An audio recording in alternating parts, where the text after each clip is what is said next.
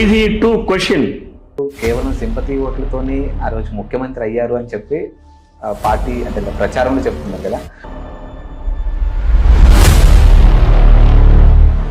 లెక్కలున్నాయా? పోనీ నేను అడుగుతా ఉన్నాను మీడియాకి, లెక్కలున్నాయా? అది ఓకే సార్, నేనేమంటున్నా అంటే ఎండ్ ఆఫ్ ది డే ప్రజా తీర్పే కదా మనకు కావాల్సింది. మీకు అర్థం కాల?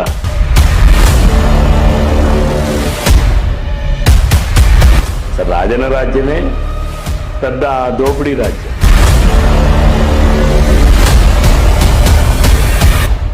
మీరంటే ప్రతిపక్షంలో ఉన్నారు కాబట్టి ప్రతిదీ లెక్కలు తీసి చెప్పగలుగుతారండి.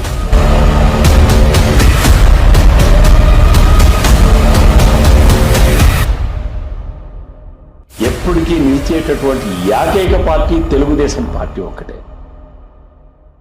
అందరికీ నమస్కారం, నేను మీ ఆదిత్య. శ్రీకాకుళం పార్లమెంట్ నియోజకవర్గం అధ్యక్షులు, అలాగే ఆముదాల వలస నుంచి టీడీపీ అభ్యర్థిగా ఆముదాల వలస నుంచి ఎమ్మెల్యే అభ్యర్థిగా ఉన్నటువంటి ఫ్రమ్ టీడీపీ కూన రవికుమార్ గారు మనతో ఉన్నారు. మరి ఇక్కడ రాజకీయ సమీకరణాలు ఏ విధంగా ఉన్నాయి అండ్ ఈసారి ప్రజలు ఇక్కడ ఎవరికి పట్టం కట్టబోతున్నారు, ఇలాంటి బోల్డ్ అండ్ విషయాలు తెలుసుకునే ప్రయత్నం చేద్దాం. సో ఏమాత్రం లేట్ చేయకుండా సార్తో మాట్లాడదాం. సార్ నమస్కారం. సార్ నమస్కారం అండి. ఆదిత్య గారు బాగున్నారా? బాగున్నాను, మీరు ఎలా ఉన్నారు సార్? ముందుగా మీకు కంగ్రాచులేషన్స్ అండి. థ్యాంక్ యూ అండి. తొలి జాబితాలోనే మీ పేరు అనేది, సో చాలా సంతోషం. సో ప్రధానంగా చూసుకున్నట్టయితే మీ నియోజకవర్గానికి చూసుకున్నట్టయితే అక్కడ ఉన్నటువంటి ప్రధాన సమస్యలు ఏంటి సార్? అసలు ఫస్ట్ ఆముదాల వలస నియోజకవర్గం ప్రధానంగా ఉన్నటువంటిది అగ్రికల్చర్ బేస్డ్ కాన్స్టిట్యున్సీ. మాకు అడ్వాంటేజ్ ఏంటంటే రెండు నదులు ఉన్నాయి, ఒకటి వంశధార, రెండు నాగావళి. రెండు నదుల మధ్యన మా ఆముదాల నియోజకవర్గం ఉంది కాబట్టి కెనాల్ బేస్డ్ ఇరిగేషన్ మాకు ఎక్కువ. సో ఇంకా ఇరిగేషన్ ఇంప్రూవ్మెంట్స్ మనం ఎంతైనా చేయొచ్చు. ఇంకొక 15-20 వేల ఎకరాల వరకు కూడా మనం నీళ్ళని కెనాల్ ఇరిగేషన్ డెవలప్ చేయడం ద్వారా ఇవ్వచ్చు.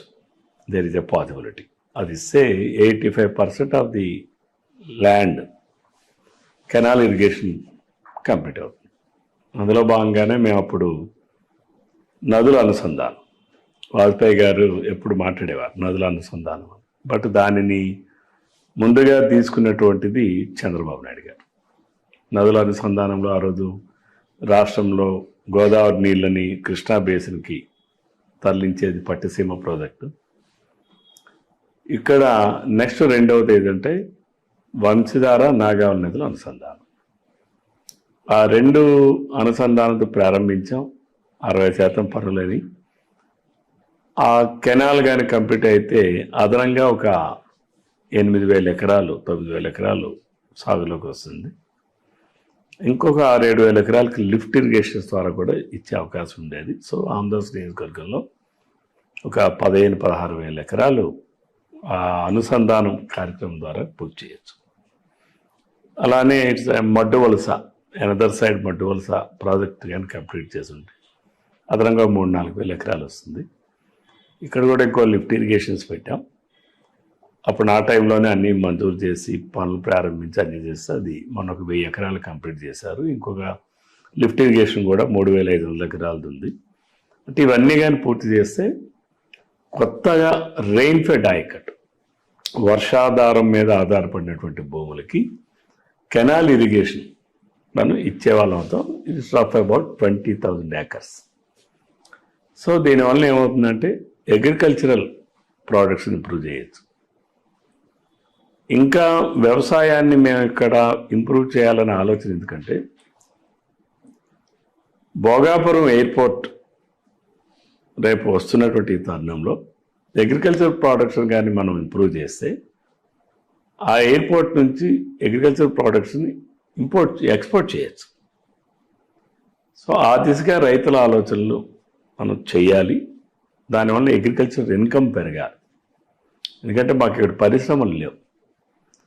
పరిశ్రమలు లేకపోవడానికి కారణం ఏంటంటే పిటీ థింగ్ ఏంటంటే ఈ జిల్లాలో ఓన్లీ 1-230 kV సబ్స్టేషన్ ఉంది. Still there is a lot of fluctuations in power supply. There are so many losses. So no one can industry is coming forward to establish after Paidi Bhimavaram. Paidi Bhimavaram వరకు వచ్చి ఆగిపోతున్నాయి, ఇక్కడ రావట్లేదు. ఇవన్నీ నేను దృష్టిలో పెట్టుకొని రేపు ఈ జిల్లాలో ఒక 400 kV సబ్స్టేషన్ ఉండాలి. సో నేను లాస్ట్ టైం ఎమ్మెల్యేగా ఉన్నప్పుడే నేను ఒక 65 ఎకరాలు ట్రాన్స్కో డిపార్ట్మెంట్కి 400 kV సబ్స్టేషన్ పెట్టాలని చెప్పి ప్రపోజల్ పెట్టి రెవెన్యూ ల్యాండ్ని ట్రాన్స్కో కూడా ట్రాన్స్ఫర్ చేయించారు. అయితే దురదృష్టం ఏంటంటే ఈ ప్రభుత్వం వచ్చిన తర్వాత ఆ ప్రతిపాదనలు పక్కన పెట్టేసింది. అసలు ఈ జిల్లాలో 400 kV సబ్స్టేషనే లేదు. ఇప్పుడు చూసుకుంటే అధికారంలో ఉన్నటువంటి పార్టీ తమ్మినేని సీతారాం గారు ఆ నియోజకవర్గానికి ఎమ్మెల్యేగా ఉన్నారు. అది పక్కన పెడితే ఇప్పుడు ఆయన ఒక స్పీకర్గా కూడా ఉన్నారు. మరి నియోజకవర్గంలో ఇన్ని సమస్యలు ఉన్నప్పుడు కనిపించలేదంటారు వాళ్ళకి? అంటే ఇక్కడ ఒకటి ప్రభుత్వ వైఫల్యం, 2 వ్యక్తిగత వైఫల్యం. ఓకే. ప్రభుత్వం పాలసీలు తీసుకునేటప్పుడు సపోజ్ చంద్రబాబు నాయుడు గారు ఆ రోజు రాష్ట్రం విడిపోయిన తర్వాత 16,400 కోట్ల రూపాయలు లోటు బడ్జెట్ ఉన్నా, లోటు బడ్జెట్ అంటే అర్థం ఏంటి? జీతాలకు కూడా ఇవ్వడానికి డబ్బులు లేవు. ప్రభుత్వ యంత్రాంగానికి జీతాలు కూడా ఇచ్చేదానికి డబ్బులు లేవు.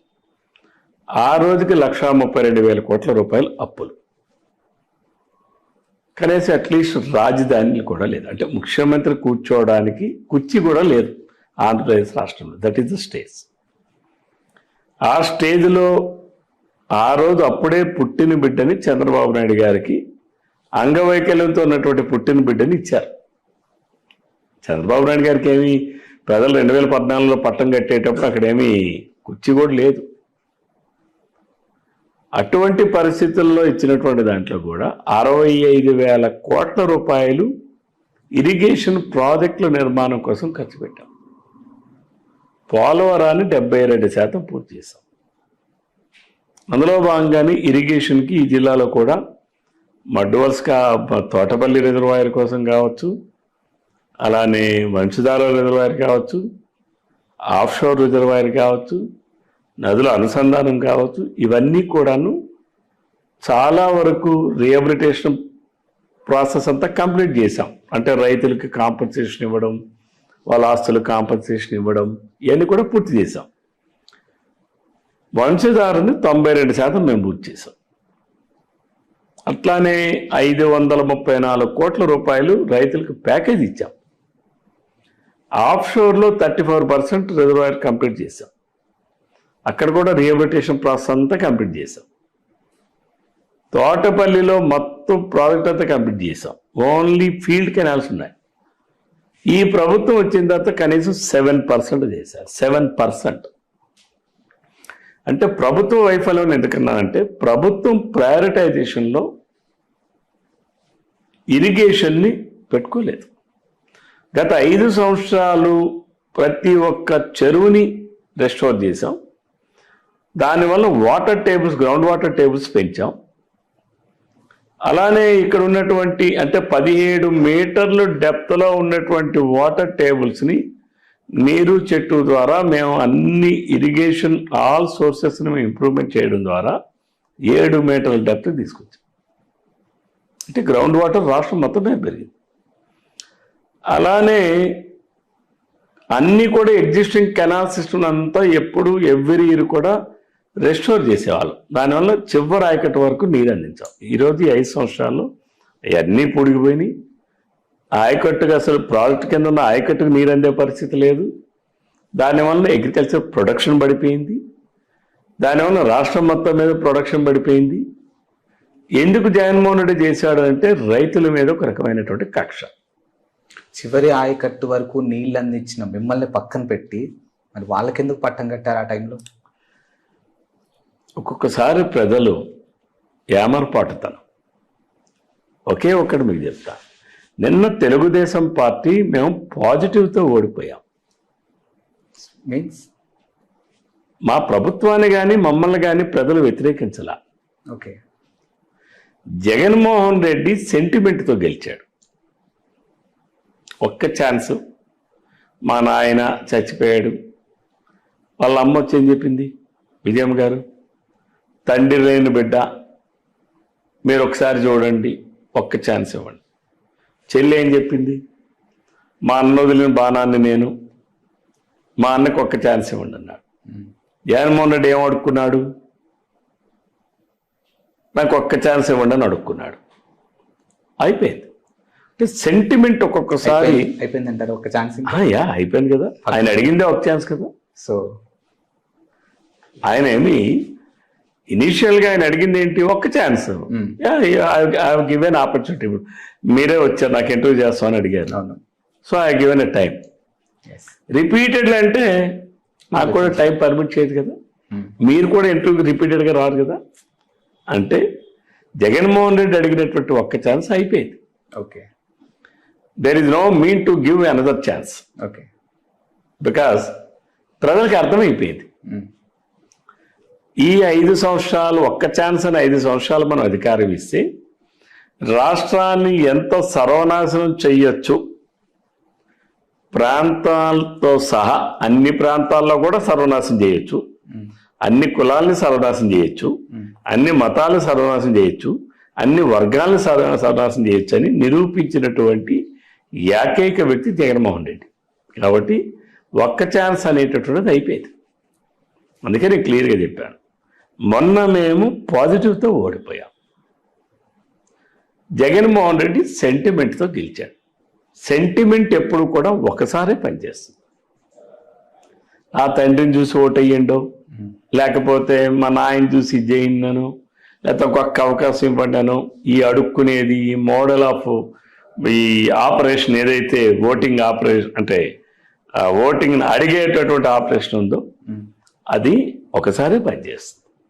ప్రతిసారి మా నాయన చచ్చిపోయాడు, రేపు మా రాజన్ రాజ్యం చూడండి అని చెప్పగలడా జగన్మోహన్ రెడ్డి? చెప్పగలడా? నేను అడుగుతా ఉన్నా, జగన్మోహన్ రెడ్డి చెప్పగలడా?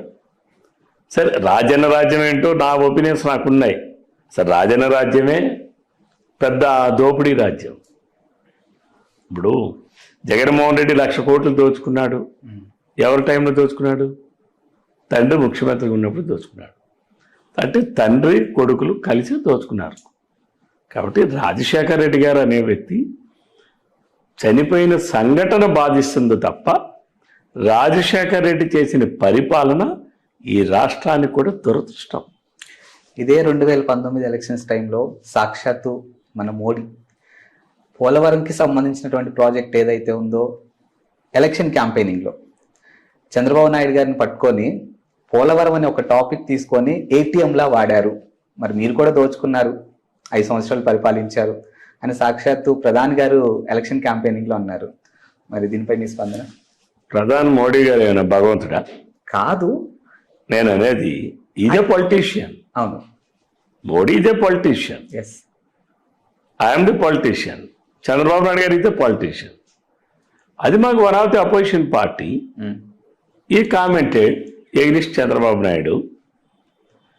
ఆయనే అధికారంలో మేము ఓడిపోయాం కదా. అవును, మళ్ళీ ఆయన ప్రభుత్వం కదా అధికారంలోకి వచ్చింది. కేంద్ర ప్రభుత్వమే కదా నిర్మిస్తూ ఉంది. ఓన్లీ ఎగ్జిక్యూటివ్ ఏజెన్సీ నిర్వహణ చేసేదే రాష్ట్ర ప్రభుత్వం. నిధులన్నీ ఎవరిచ్చారు? కేంద్ర ప్రభుత్వం. కేంద్ర ప్రభుత్వం అక్కడ దానికో ఎపెక్స్ బోర్డు పెట్టింది, ఇంకా ఏదేదో టెక్నికల్ ఎక్స్పర్ట్స్ కమిటీస్ వేసాయి. వాళ్ళందరూ అప్రూవల్ చేసిన తర్వాత కదా నిధులు ఇచ్చారు, అంతే కదా. రాష్ట్ర ప్రభుత్వమే కదా ముందు డబ్బులు పెట్టింది. మేము ఎన్నికలకు వెళ్ళే నాటికి 2019లో ఏప్రిల్ 12వ తారీఖు నాడు మేము ఎన్నికలు వెళ్ళే నాటికి పోలవరం పైన రాష్ట్ర ప్రభుత్వం నిధులు 5,500 కోట్ల రూపాయలు మేము ఖర్చు పెట్టున్నవి కూడా మోడీ ప్రభుత్వం ఇవ్వలేదు.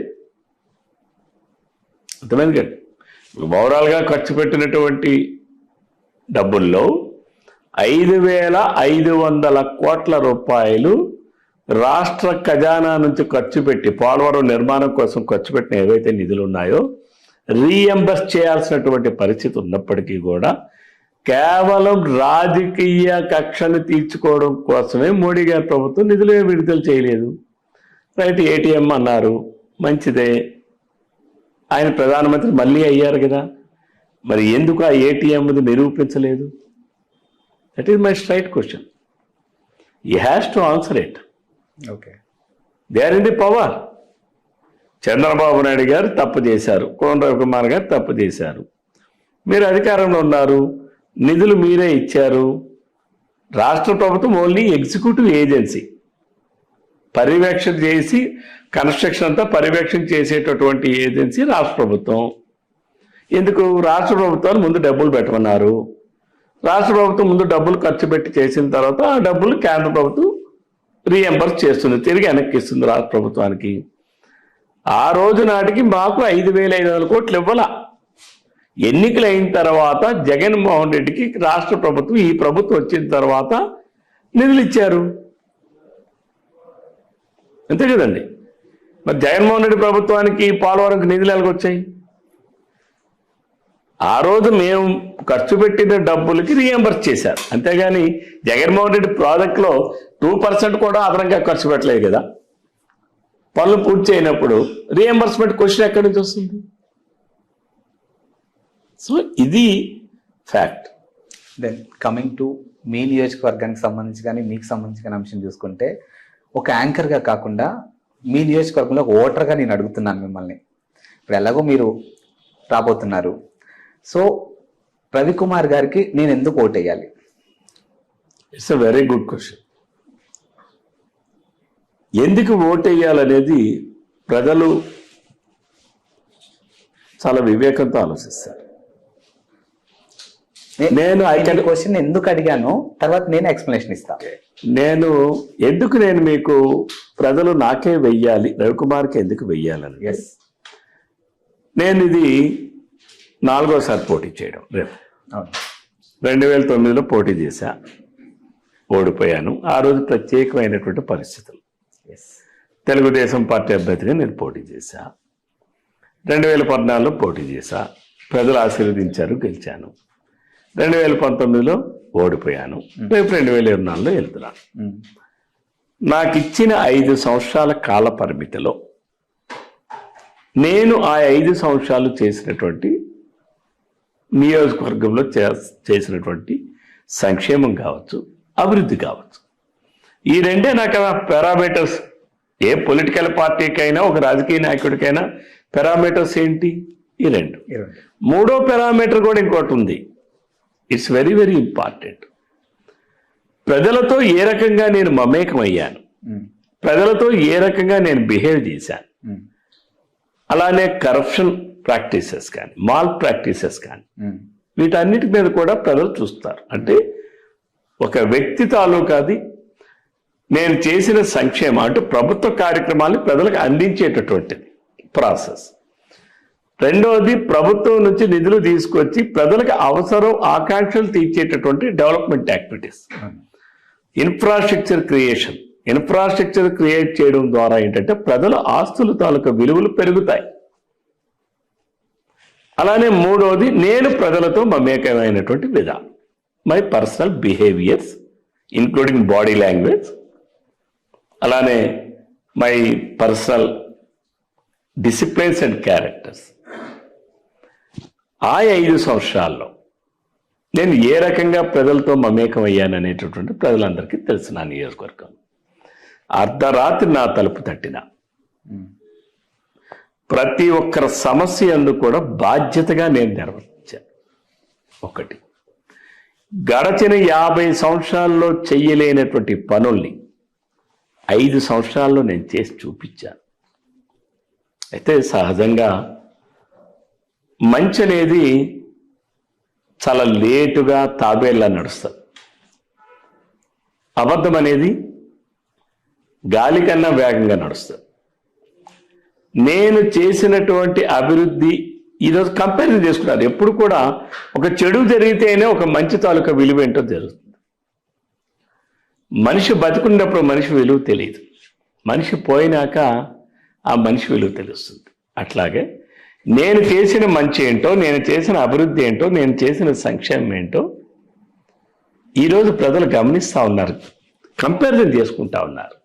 సో తప్పనిసరిగా మళ్ళీ ఆమదాలవలస నియోజకవర్గం ప్రజల ఆకాంక్షలు నెరవేరాలి, ఇంకా చేయాల్సిన కార్యక్రమాలు పూర్తి కావాలనంటే తెలుగుదేశం పార్టీనే ఆదరించాలి, అభిమానించాలి. ఇకపోతే పర్సనల్గా నేను ఒక క్యారెక్టర్తో పాలిటిక్స్ చేస్తున్నా. నేను చదువుకుని రాజకీయాల్లోకి వచ్చింది ఒక ఎగ్జాంపులరీ పొలిటీషియన్గా ఉండాలి. ఎవరైనా సరే భవిష్యత్ తరాల్లో పలానా వాళ్ళగా మేము ఉండాలనే ఆలోచన ఎగ్జాంపుల్గా నేను ఉండాలనేటటువంటి విధానంతో నేను రాజకీయాలు చేస్తున్నాను. ఈ రోజుకైనా సరే నా నియోజకవర్గంలో పార్టీ పరంగా నన్ను విమర్శించవచ్చు, లేకపోతే ఇంకోరెవరో ఈర్ష్యతో విమర్శించవచ్చు, దురుద్దేశంతో విమర్శించవచ్చు.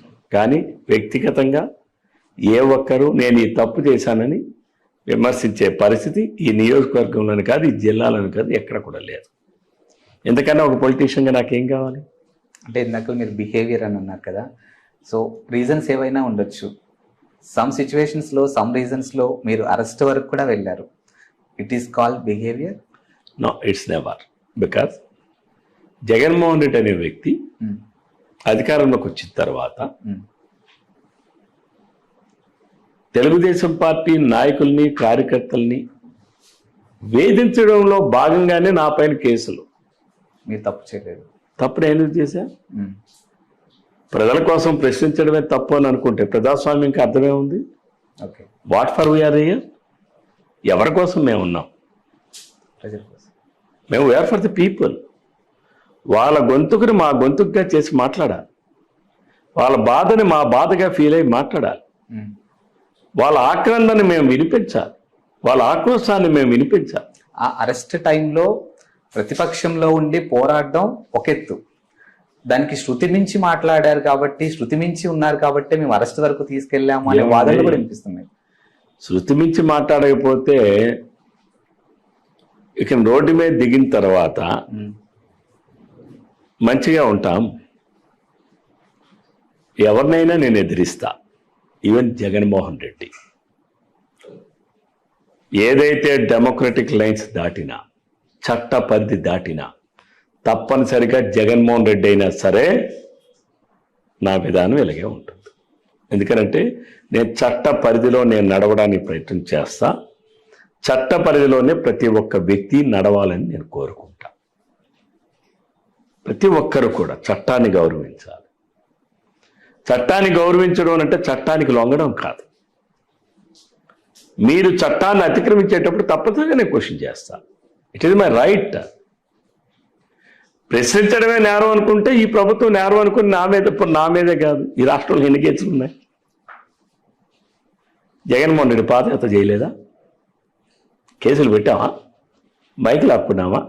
స్టూల్ లాక్కున్నామా? వెహికల్స్ లాక్కున్నామా?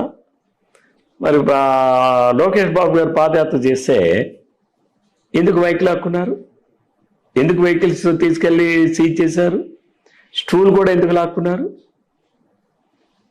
నేను మళ్ళీ I can proudly say last 5 years 2014 నుంచి 19 వరకు నా ఆమదాల వలస నియోజకవర్గంలో మీరు 4 పోలీస్ స్టేషన్స్ ఉన్నాయి, మీరు వెళ్ళి చూసుకోండి. రాజకీయ పరమైనటువంటి కంప్లైంట్స్ కానీ, రిజిస్టర్ ఎఫ్ఐఆర్లు కానీ ఒక్కటంటే ఒక్కటి లేదు. 5 సంవత్సరాల్లో రాజకీయ పార్టీలు లేవా? తెలుగుదేశం, వైసీపీ లేదా? ఎక్కడ కూడా ప్రతి గ్రామంలో ఆ పార్టీకి ఈ పార్టీకి ఉంటారు కదా, వర్గ వైషమ్యాలు ఉన్నాయి కదా. అయినా ఎందుకు లేవు? నేను నమ్మే సిద్ధాంతం, ఎప్పుడైతే లా అండ్ ఆర్డర్ పీస్ఫుల్గా ఉంటుందో డెవలప్మెంట్ చేయగలం. లా అండ్ ఆర్డర్ ఉన్న దగ్గర డెవలప్మెంట్ చేయలేం. ఇది నేను తెలిసినటువంటి వాడిని, చదువుకున్నటువంటి వాడిని, నాకు పూర్తి స్థాయిలో అవగాహన ఉంది. అందుకనే గత 5 సంవత్సరాల్లో కనీసం నా నియోజకవర్గం మీరు ఏ పోలీస్ స్టేషన్ కేటగిరీలో వెరిఫై చేసుకోవచ్చు. ఈరోజు తెలుగుదేశం పార్టీ నాయకులు, కార్యకర్తలు మొత్తం 4 మండలాల్లో కలిపి, తమ్మినేని సీతారాం, జగన్మోహన్ రెడ్డి కలిపి 26 మంది మీద రౌడీ షీట్లు పెట్టారు. Do you feel I'm a rowdy? మరి నా పైన కూడా రౌడీ షీట్ ఉంది. నేను ఎక్కడో కోవిడ్ వచ్చి నేను ఇంట్లో పడుకుంటే సిఐని నేను తిట్టానో కొట్టానని చెప్పి నా మీద కేసు పెట్టారు. నేను ఎక్కడ నా ఇంట్లో ఉన్నాను, నేను కనీసం నా ఇంట్లో కూడా బయటికి రాలా. నేను ఎందుకు, నాకు అప్పుడే నేను కోవిడ్ ఎఫెక్ట్ అయ్యాను. నాకు 40 days అయింది. అసలు నాకు చాలా నడవలేని పరిస్థితి, చాలా వీక్ అనమాట. ఆ పరిస్థితిలో నేను ఉంటే బయట ఏదో గొడవ అవుతుంది సార్ మీరు కాస్త చెప్పండి అని పోలీసులు నా ఇంటి లోపలికి వచ్చి నాతో మాట్లాడి వాళ్ళు బయటకు వెళ్ళి ఆ డిఎస్పి మా పోలీసు విధులకు అడ్డగించాడని చెప్పి నా పైన కేసులు పెట్టారు. ఇప్పుడు ఇవన్నీ మీ నియోజకవర్గం ప్రజలకు తెలుసు కదా? ఎందుకు తెలియదు, ఎందుకంటే ప్రజలందరూ చూశారు కదా కదా, ఇదే సీక్రెట్ కాదు కదా. సో జగన్మోహన్ రెడ్డి గారు కేవలం సింపతి ఓట్లతోనే ఆ రోజు ముఖ్యమంత్రి అయ్యారు అని చెప్పి పార్టీ అంటే ప్రచారంలో చెప్పుకున్నారు కదా, మరి ఇప్పుడు ఇదంతా మీరు ఇప్పుడు ప్రచారంలోకి తీసుకెళ్ళబోతున్నారా? ప్రచారం పెద్దగా చేయాల్సింది రాష్ట్రం మొత్తం మీద జరిగింది కదా, ప్రజలందరూ కళ్ళ ముందు జరిగింది కదా. జగన్మోహన్ రెడ్డి సింపతి వేరు, మాది వేరు. జగన్మోహన్ రెడ్డి ప్రభుత్వం తెలుగుదేశం పార్టీ నాయకులు కార్యకర్తల్ని వేధింపులకు గురి చేసి వేధించి తప్పుడు కేసులు పెట్టారంటే మాది. నిన్న చంద్రమోహన్ రెడ్డి గారు మీరు చూశారు కదా మీడియాలో, ఆయన ఒక గ్రామానికి పోతే అక్కడున్న వైసీపీ కార్యకర్త గుణపంపాలు తీసుకొచ్చి హత్యా ప్రయత్నం చేయబోతే తెలుగుదేశం పార్టీ వాళ్ళ మీద తిరిగి కేసు పెట్టారంటే ఇక్కడ ఈ రాష్ట్రంలో పోలీసు ఉందా, డీజీపీ ఉన్నాడా? కాబట్టి మేము సింపతి కోసం చేయాల. జగన్మోహన్ రెడ్డి ఏం చెప్పాడు, మా నాయన లేడు, మా నాయన చచ్చిపోయాడు, మా నాయన అంత చేశాడు, మా నాయన ఎంత చేశాడు అంటే ప్రజల్లో ఎలా ఉంటుందంటే ఒక మనిషి బతుకున్నంత వరకు అని ఏదో అంటారు, కానీ చనిపోయిన తర్వాత అందరూ మంచివాళ్ళే. ఆ కోవలోకి వెళ్ళాడు రాజశేఖర రెడ్డి తప్ప. రాజశేఖర రెడ్డి ఎక్కడ మంచివాడు? మంచి అంటే ఏంటి? దోపిడియా మంచి అంటే? చనిపోయిన వాళ్ళందరూ మంచివాళ్ళే, నేను దానికి కాదని చెప్పను, కానీ ఆయన పరిపాలన అంతా కూడా దోపిడీయే. తండ్రి పరిపాలన దోపిడీ కాబట్టి తండ్రి పరిపాలన అడ్డం పెట్టుకుని 1,00,000 కోట్లు దోచుకున్నాడు. ఇది నేను ఆరోపణ చేయలా, సిబిఐ వాళ్ళు కేసులు పెట్టారుగా 43,000 కోట్లు అని చెప్పి నిగ్గు తేల్చి మొత్తం ఛార్జ్ షీట్లన్నీ 17 ఛార్జ్ షీట్లు కూడా పెట్టారుగా. కాబట్టి ఇది వాస్తవాలు ఏంటో ప్రజలకు తెలుసు. మేము అప్పుడు అదే చెప్తున్నాం. ఆ రోజు మేము పాజిటివ్తో ఓడిపోయాం, జగన్మోహన్ రెడ్డి సింపతితో గెలిచాడు. ఒక ఓటని అదని నాకేదో తప్పుగా జైల్లో పెట్టేశారని ఇవన్నీ కూడా అనేక భ్రమలు కల్పించాడు. సోషల్ మీడియా ద్వారా కావచ్చు, ఇంకో మాధ్యమాల ద్వారా కావచ్చు, ఆయనకు ఉన్నటువంటి సాక్షి పేపరు, సాక్షి ఛానల్ ద్వారా కావచ్చు. ఇప్పుడేమైంది? ఇప్పుడు కూడా ఉంది కదండి, ఉన్నాయి. ఇప్పుడు వాలంటీర్ వ్యవస్థ ఉంది, నవరత్నాలు ఉన్నాయి, ఇవి గెలిపించమంటారా? నవరత్నాలు ఏంటి? జగన్మోహన్ రెడ్డి అమ్మ మౌడిదా? ఎవరిదన్నా కానీ ప్రజలకైతే అందుతున్నాయా లేదా? ఏం అందలేదు. ఏమందింది? ఎవరు చెప్పాడు? అంది సోషల్ మీడియా వేదిక చెప్తున్నారు కదా. ఎవరు చెప్పాడు సోషల్ మీడియా వేదిక? చాలా వేదిక. ఇప్పుడు వాళ్ళు ఎవరేం చెప్పలేదండి. జగన్మోహన్ రెడ్డి మీరు చూసుకోండి సోషల్ మీడియాలో, వాడు 10 రూపాయలు ఇచ్చి 100 రూపాయలు మా దగ్గర దొబ్బుతున్నాడని కూడా చెప్తున్నారు. జగన్మోహన్ రెడ్డి అనే వ్యక్తి 9 సార్లు కరెంటు బిల్లులుగా పెంచాడే. 100 రూపాయలు 150 రూపాయలు 2 నెలలకు వచ్చిన కరెంటు బిల్లుని ఈరోజు నెలకి 700-800 వస్తుంది. ఏ పేదవాడు కడతాడండి? ప్రతి 60 రూపాయలు ఉన్నటువంటి చీప్ లెక్కర్, పాపం పేదవాళ్ళు ఎవరో తాగేటటువంటి చీప్ లెక్కర్ 200 రూపాయలు నొక్కేస్తున్నాడే. దానికి ఏమి ఆడిట్ లేదు, లెక్కలు లేదు, ఎంతమంది వస్తుందో తెలియదు, ఎంత అమ్ముతున్నాడో తెలియదు, ఫోన్పే చేయడానికి లేదు, గూగుల్ పే చేయడానికి లేదు, లేకపోతే శాంసంగ్ పే చేయడానికి లేదు, ఏ పే చేయడానికి లేదు కదా. లెక్కలు ఉన్నాయా? పోనీ నేను అడుగుతా ఉన్నాను మీడియాకి, లెక్కలు ఉన్నాయా ఆయన దోపిడికి? ఇసుక నా నియోజకవర్గంలో ఆమదాల వలసలో 2 నదుల మధ్యన ఉండేటప్పుడు నా నియోజకవర్గంలో ఒక ఆమదాల వలసకు ఒక ట్రాక్టర్ ట్రక్ ఇసుక రావాలి అంటే 700 రూపాయలు, ఇప్పుడు 5,000 రూపాయలు. నాగావళి నది ఏమైనా 50 కిలోమీటర్ల దూరం వెళ్ళిపోయిందా? లేదు వంశధార నది ఏమైనా 100 కిలోమీటర్ల దూరం వెళ్ళిపోయిందా? నిన్న చాలా స్పష్టంగా ఎన్జిటి, నేషనల్ గ్రీన్ ట్రిబ్యునల్, సుప్రీంకోర్టుకి ఏమనిచ్చింది నివేదిక?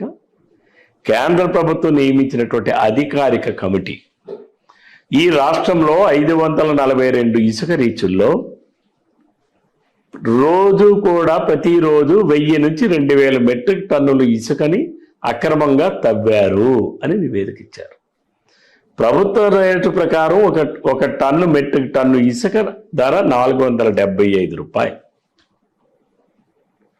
అంటే ఒక క్యూబిక్ మీటర్. ఇప్పుడు ఒక ఓటరు ఇంత క్షుణ్ణంగా, ఇప్పుడు మీరంటే ప్రతిపక్షంలో ఉన్నారు కాబట్టి ప్రతిదీ లెక్కలు తీసి చెప్పగలుగుతారండి, కానీ ఒక ఓటరు ఇంత క్షుణ్ణంగా అయితే లెక్కలు వేసుకొని చూడలేరు కదా. ఏమండి మీరు అదే పొరపాటు. మీలో కూడా మీడియా కూడా మెచ్యూరిటీ పెరగాలి. ఎందుకంటున్నా అంటే కొనేవాడు ఎవడు ఇసుక? నేనా? వాటరే కదా కొంటున్నాడు ఇసుక. 700 రూపాయలు కొనిది ఆ వాటరే, 5,000 రూపాయలు కొంటుంది ఆ వాటరే కదా. క్వార్టర్ బాటిల్ తాగేది ఆ వాటరే, 60 రూపాయలకు తాగింది ఆ వాటరే, ఈరోజు 200 రూపాయలు తాగేది ఆ వాటరే కదా. నిన్న 2 నెలల క్రితం 100-150 రూపాయలు కరెంటు బిల్ కట్టింది ఆ వాటర్, ఆ సామాన్యులే. ఈరోజు నెలకు 500-600 కడుతుంది కూడా ఆ సామాన్యులే. వాళ్ళందరూ వాటర్లు గారా? మందు తాగేది వాటర్లు కాదు. జగన్మోహన్ రెడ్డి చెప్తున్నాడు, నేను 85 లక్షల మంది నా పథకాలన్నీ లబ్ధి పొందారని చెప్పి.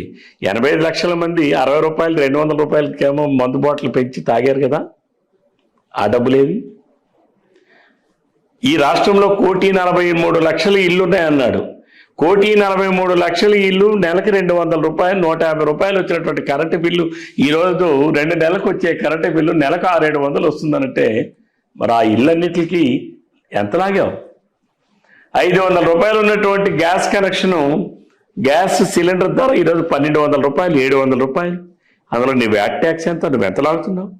పెట్రోల్ డీజిల్ ఛార్జీలు. పక్కన ఉన్నటువంటి ఒరిస్సాకి మాకు 5 రూపాయలు తేడా ఉంది, ఆంధ్రప్రదేశ్కి ఒరిస్సాకి.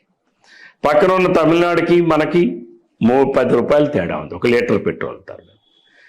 పక్కన ఉన్నటువంటి కర్ణాటకకి మనకి 13 రూపాయలు వ్యాట్ ట్యాక్స్ తేడా ఉంది. మరి ఈ ధరలన్నీ ఎవరైనా చెప్పాలి? చంటి పిల్లలు ఎవరు లేరండి, ప్రజలందరికీ అన్ని విషయాలు తెలుసు. అయితే ఆయన ఏదో మాట్లాడుతూ ఉన్నాడు, నేను అది ఇచ్చా ఇది ఇచ్చి. ఏమి ఇచ్చాడండి? 200 రూపాయలు రాష్ట్రం విడిపోయేటప్పటికీ 1,32,000 కోట్ల రూపాయల అప్పులున్నా, 16,400 కోట్ల రూపాయల లోటు బడ్జెట్ ఉన్నా, రాజధాని లేకపోయినా 200 రూపాయలు ఉన్న పింఛన్ని 1,000 రూపాయలు చేసినటువంటి, ఒకటేసారి 800 రూపాయలు ముఖ్యమంత్రి అయినటువంటి 2 నెలల్లోనే పెంచి అందించినటువంటి నాయకుడు చంద్రబాబు నాయుడు. జగన్మోహన్ రెడ్డి 800 రూపాయలు పెంచడానికి 5 సంవత్సరాలు పట్టింది. ఎవరిది మంచి పరిపాలన? ఆ రోజు ముఖ్యమంత్రి కూర్చోడానికి కుర్చీ లేదు. ఈరోజు జగన్మోహన్ రెడ్డి కూర్చోడానికి ఒక రాజధాని ఇచ్చాం, ఒక సెక్రటేరియట్ ఇచ్చాం, ఒక అసెంబ్లీ ఇచ్చాం, ఒక హైకోర్టు ఇచ్చాం, అన్ని కేంద్ర ప్రభుత్వ కార్యాలయాలను కూడా పెట్టించాం. రాష్ట్ర ప్రభుత్వం మొత్తం ప్రభుత్వ యంత్రాంగం అంతా కూడా అమరావతిలోనే ఉన్నట్టుగా చేశాం. అది మేము చేసినటువంటిది. ఆ రోజు మాకు అవేం లేవే. ఇవన్నీ మేమే కదా సమకూర్చాం. జగన్మోహన్ రెడ్డి ఎక్కడైనా ఒక ఆఫీస్ బిల్డింగ్ కట్టాడా? డీజీపీ ఆఫీస్ కట్టింది మేము, ఏపీఐఎస్సీ ఆఫీస్ నిర్మించింది మేము, విద్యుత్ సౌదా ఆఫీస్ నిర్మించింది మేము, ఎండోమెంట్ డిపార్ట్మెంట్ ఆఫీస్ నిర్మించింది మేము, ఆర్ఎండ్బి ఆఫీస్ నిర్మించింది మేము. అన్ని ప్రభుత్వ కార్యాలయాలు కూడా కొత్తగా నిర్మించామే. రాజధానిలో 33,000 ఎకరాలు భూసేకరణ చేశామే, భూ సమీకరణ చేశాం విత్ ఫ్రీ ఆఫ్ కాస్ట్. ప్రభుత్వానికి 8,200 ఎకరాలు ఉచితంగా వచ్చిందే ప్రభుత్వానికి. ఇన్ని కార్యక్రమాలు మేము చేశాం. అయితే ఎక్కడో ఒక ఏమరపాటుతనం, ఓవర్ కాన్ఫిడెన్స్. మేము అధికారంలోకి వచ్చిన నాటికి ఈ ఆంధ్రప్రదేశ్ రాష్ట్రంలో మొత్తం పింఛన్ల సంఖ్య 32 లక్షలు. 2019 మార్చి 31వ తేదీ నాటికి ఈ రాష్ట్రంలో పింఛన్ల సంఖ్య 56 లక్షలు. అంటే ఎన్ని లక్షలు ఇచ్చామండి? 22 లక్షలు కొత్త పెన్షన్లు ఇచ్చాం, అనేక కేటగిరీలు ఇచ్చాం. డప్పు కొట్టే కళాకారులకి 50 సంవత్సరాలు నిండితే 3,000 రూపాయలు పెన్షన్ ఇచ్చింది చంద్రబాబు నాయుడు. చెప్పులు కుట్టేవాడికి 50 సంవత్సరాలు దాటితే 3,000 రూపాయలు పెన్షన్ ఇచ్చింది చంద్రబాబు నాయుడు. వికలాంగులకి 3,000 రూపాయలు పెన్షన్ ఇచ్చింది చంద్రబాబు నాయుడు. ఒంటరి మహిళ భర్త ఉన్నాడో లేడో తెలియక భర్తతో విడాకులు తీసుకొని పిల్లలతో ఒంటరిగా జీవిస్తున్నటువంటి ఒంటరి మహిళలకి 35 సంవత్సరాల వయసు దాటితే 3,000 రూపాయలు పింఛన్ ఇచ్చింది చంద్రబాబు నాయుడు. ఎవరైతే ఫిషర్మెన్ ఉన్నారో 50 సంవత్సరాల వయసు దాటిన ఫిషర్మెన్లకి అందరికీ కూడా 50 సంవత్సరాల వయసు దాటితే 3,000 రూపాయల పెన్షన్ ఇచ్చింది చంద్రబాబు నాయుడు. ఎవరైతే గిరిజనులు ఉన్నారో గిరిజనులందరూ కూడా 50 సంవత్సరాలు దాటితే పెన్షన్లు ఇచ్చింది, 3,000 రూపాయల పెన్షన్ ఇచ్చింది చంద్రబాబు నాయుడు. ఈ పింఛన్లన్నీ ఎవరిచ్చారు? చంద్రబాబు నాయుడు గారు కాదా? Telugu Desam party it's a brand. Pension అనేటటువంటి పథకాన్ని మొట్టమొదటిగా ఈ దేశంలో పెట్టింది తెలుగుదేశం పార్టీ, నందమూరి తారక రామారావు గారు. నాటి నుంచి నేటి వరకు 32 లక్షల పెన్షన్లు. ఇది నేను చెప్పడంలా, మీ దగ్గర ప్రభుత్వ అధికారిక ఉత్తర్వులు ఉంటాయి, మీరు చూసుకోండి. కానీ జగన్మోహన్ రెడ్డి లాంటి ఒక అబద్ధాల పొట్ట 34 లక్షలు ఉన్నాయి, నేను 56 లక్షలు ఇచ్చానంటాడు. ఈ జగన్మోహన్ రెడ్డి అధికారంలోకి వచ్చాక 7 లక్షల పెన్షన్లు రద్దు చేశాడు. ఎందుకు రద్దు చేశావు? 300 యూనిట్లు కరెంటు గాలితే రద్దు చేశావు. 3 ఎకరాల పల్లబ్బం ఉంటే రద్దు చేశావు. 1000 అడుగులు ఇల్లుగా పొడవు 1050 అడుగులు ఉన్నా సరే రద్దు చేశావు. ఒక ఇంట్లో ఒక 2 పెన్షన్లు వస్తున్నాయని చెప్పి రద్దు చేశారు. ఒక ఇంట్లో 2 విడోలు ఉండకూడదా? వాళ్ళ అరువులు కారా? ఒక ఇంటిలో ఒక విడో లేకపోతే ఒక అంగవైకల్యంతో బాధపడే వాళ్ళు ఉండకూడదా? అరువులు కారా? ఒక ఇంట్లో 2 అంగవైకల్యంతోనే బాధపడే వాళ్ళు పేదవాళ్ళు ఉంటారు, వాళ్ళ అరువులు కారా? ఇలాంటి పెన్షన్లు 7 లక్షల మంది పెన్షన్లు రద్దు చేశాడు ఈ జగన్మోహన్ రెడ్డి అధికారంలోకి వచ్చాక. కొత్తగా ఎక్కడ పెన్షన్లు ఇచ్చాడు? చనిపోయినవి కూడా 6 నెలలకు ఒకసారి. ఆ రోజు చంద్రబాబు నాయుడు గారు ఒక నెలలో ఎవరైనా పింఛన్దారులు ఏదైనా కారణాల వలన, అంటే వాళ్ళు ఎక్కడికైనా ప్రదేశాలకు వెళ్ళడం వల్ల తీసుకోలేకపోయినా, లేదా ఒక హాస్పిటల్ సర్వీసెస్కి వెళ్ళడం తీసుకోలేకపోయినా 3 నెలల వరకు కూడా 3 నెలల పెన్షన్లు కూడా ఒకటేసారి ఇచ్చే పరిస్థితి ఉండేది. ఈరోజు అది ఉందా? ఈ నెల కానీ ఏదైనా కారణం వలన ఒక కూతురు దగ్గరికి వెళ్ళిందని అనుకుంటే ఆ నెల పింఛన్ ఆమెకు మరి లేదు. లేదు ఎవరైనా బాగలేక హాస్పిటల్కి వెళ్తే ఆ నెల పెన్షన్ లేదు. కానీ ఆ రోజు చంద్రబాబు నాయుడు గారు 3 నెలల వరకు కూడా ఇచ్చేటటువంటి పరిస్థితి ఉండేది, ఒకటేసారి ఇచ్చేవాళ్ళు. 1000 రూపాయలు ఉన్న పెన్షన్ 2000 రూపాయలు చేసింది నవంబర్ నెల 2018 నవంబర్ నెల నుంచి అమలు చేశాం. విత్ ఎరియర్స్ ఇచ్చాం. ఇవన్నీ స్టాటిస్టిక్స్, ప్రభుత్వం దగ్గర లెక్కలు ఉన్నాయి, అధికారిక లెక్కలు ఉన్నాయి. ఇంతటి లోటు బడ్జెట్లో ఉన్నప్పటికి కూడా మేమేం అప్పులే చేయలేదే జగన్మోహన్ రెడ్డి లాగా. జగన్మోహన్ రెడ్డి ఏమి ఇచ్చాడు మీరు ఒకసారి లెక్కేయండి. ఈ రాష్ట్రంలో జగన్మోహన్ రెడ్డి గారు ముఖ్యమంత్రి అయిన తర్వాత నేటి వరకు 12 లక్షల కోట్ల రూపాయలు అప్పులు చేశారు. ఈ 5 సంవత్సరాల్లో ఈ ప్రభుత్వానికి వచ్చిన ఆదాయం 10 లక్షల కోట్లు. 10 లక్షల కోట్లు పెట్టింది నేను కాదు కదా చెప్పింది, అసెంబ్లీలో బడ్జెట్లోనే కదా పెట్టారు. అప్పులు కూడా కార్పొరేషన్ అప్పులు, నువ్వు డైరెక్ట్ బారోయింగ్స్, అలానే అన్నీ చూసుకుంటే 12 లక్షల కోట్లు ఉన్నాయి కదా అప్పులు. వెరసి ఎంత అయిందండి? 22 లక్షల కోట్ల రూపాయలు ఈ రాష్ట్రానికి ఆదాయం వచ్చింది. జగన్మోహన్ రెడ్డి గారి సంక్షేమానికి ఖర్చు పెట్టింది ఎంత అండి? ఓన్లీ 16.1%. తెలుగుదేశం ప్రభుత్వం 2014 నుంచి 2019 వరకు మాకు వచ్చినటువంటి ఆదాయం 7 లక్షల కోట్లు. ఆదాయం ఏది? పన్నుల ద్వారా, వీటి ద్వారా. మేము చేసిన అప్పు 1,28,000 కోట్లు. అంటే మొత్తం ఎంత అయిందండి? 8,30,000 కోట్లు. అంత బడ్జెట్లో మేము చేసినటువంటి సంక్షేమం కోసం మేము చేసిన ఖర్చు 18.4%. 18.4% మేము మా బడ్జెట్లో సంక్షేమానికి ఖర్చు పెట్టాం. జగన్మోహన్ రెడ్డికి వచ్చినటువంటి అప్పులు ఆదాయంలో మొత్తం 22 లక్షల కోట్ల రూపాయల్లో ఆయన ఖర్చు పెట్టింది 16.1. ఇది నేను చెప్పలా, జగన్మోహన్ రెడ్డి నేను ఈ రోజు వరకు నేను నొక్కా అని చెప్పేటటువంటి దాంట్లో చెప్పింది 2,53,000 కోట్లు. ఎంతటి ఆదాయం అండి? 22 లక్షల కోట్లు వస్తే 2,53,000 కోట్ల రూపాయలు నువ్వు ప్రజలకు ఇస్తే మిగిలిన 19.5 లక్షల కోట్లు ఎక్కడికి వెళ్ళాయి? మా బడ్జెట్ 8,30,000 కోట్ల రూపాయలు మా బడ్జెట్. 8,30,000 కోట్ల రూపాయలు మా బడ్జెట్లో మేము ఆ రోజు 1,28,000 కోట్ల రూపాయలు ప్రజలకు ఇచ్చాం. అనేక 134 సంక్షేమ పథకాలు మావి. జగన్మోహన్ రెడ్డికి ఏంటండి? 9. అందులో కూడా ఏ ఒక్కటైనా పూర్తిగా నెరవేర్చాడా? నవరత్నాల్లో ఏం చెప్పాడు? అమ్మఒడి 15,000 ఎంతమంది ఉంటే అంతమందికి ఇస్తా అన్నాడు, ఇచ్చాడా? 84 లక్షల మంది విద్యార్థులు ఉంటే 42 లక్షల మందికి ఇచ్చాం. ఈ సంవత్సరం ఒకటికి వస్తే నెక్స్ట్ సంవత్సరం ఒకటికి లేదు. ఏమయ్యా లేదంటే మీ నాయన 300 యూనిట్లు కరెంటు కాల్చాడే, కరెంటు కాలిస్తే తప్ప నేరమా? కరెంటు కాలిస్తే ఏమైనా ఉచితంగా ఇస్తున్నావా? వాళ్ళ కరెంటు విద్యుత్ ఛార్జీలు చెల్లిస్తున్నారుగా ప్రభుత్వానికి, నేరమా అది? నేను లిటరల్గా నేను చూశానండి పట్టణాల్లో. జగన్మోహన్ రెడ్డిలా ఇప్పుడు ఎవరైతే బిల్డింగ్ కడతా ఉన్నారో బిల్డర్స్ కరెక్ట్గా 1000 అడుగులే కట్టాలి. ఇంక 1000 అడుగులకు మించి కూడా వాడు కట్టకూడదు. పాపం ఆమె ఎవరో విడో 1050 అడుగులు ఇల్లు కొన్నారు. 1050 అడుగులు ఇల్లు కొన్నావు కాబట్టి ఈ పెన్షన్ కట్. ఇల్లు అనేది ప్రతి మనిషికి జీవితంలో ఒక కళ. సొంత ఇల్లు అనేది ప్రతి ఒక్కరికి కూడా అవసరం. ఎక్కడుంటారు? ఏదో అప్పు చేసో లేకపోతే బ్యాంకుల నుంచి లోన్లు తీసుకుని ఒక 1050 అడుగులు ఉంటే అది నేరమా?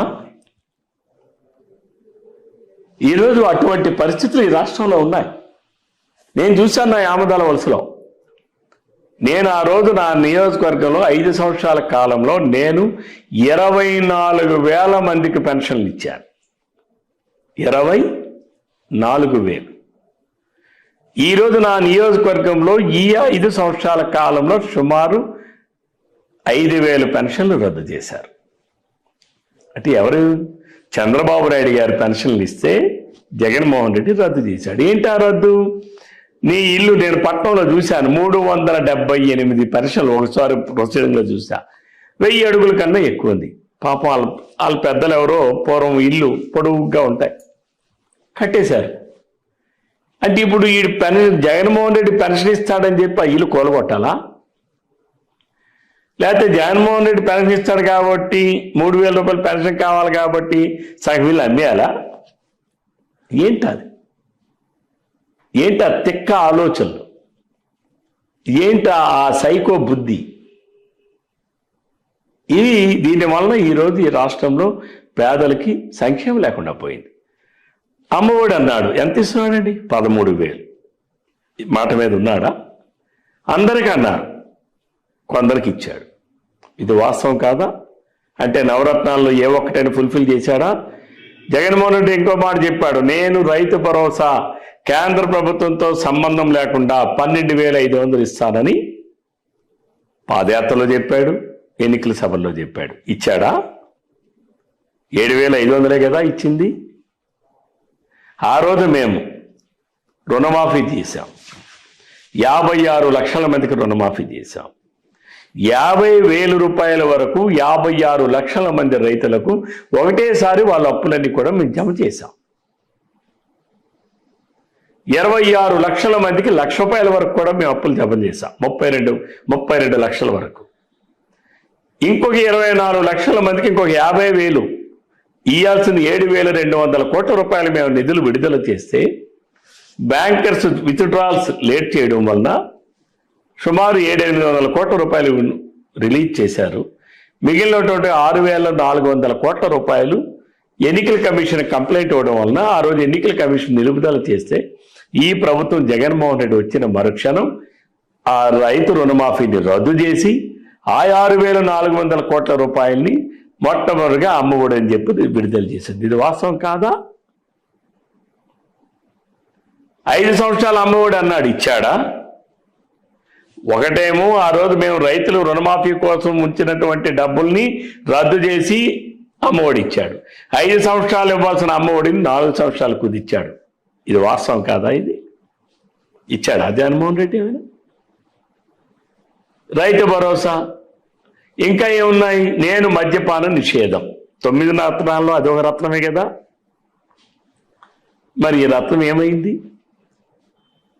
ఈ రాష్ట్రంలో జగన్మోహన్ రెడ్డి ఇసుక దోపిడీ వలన భూగర్భ జలాలు అడుగంటిపోయి ఈరోజు తాగడానికి నీళ్లు లేని పరిస్థితులు ఉన్నాయి, కానీ మందు దొరకని ఇల్లు లేదు.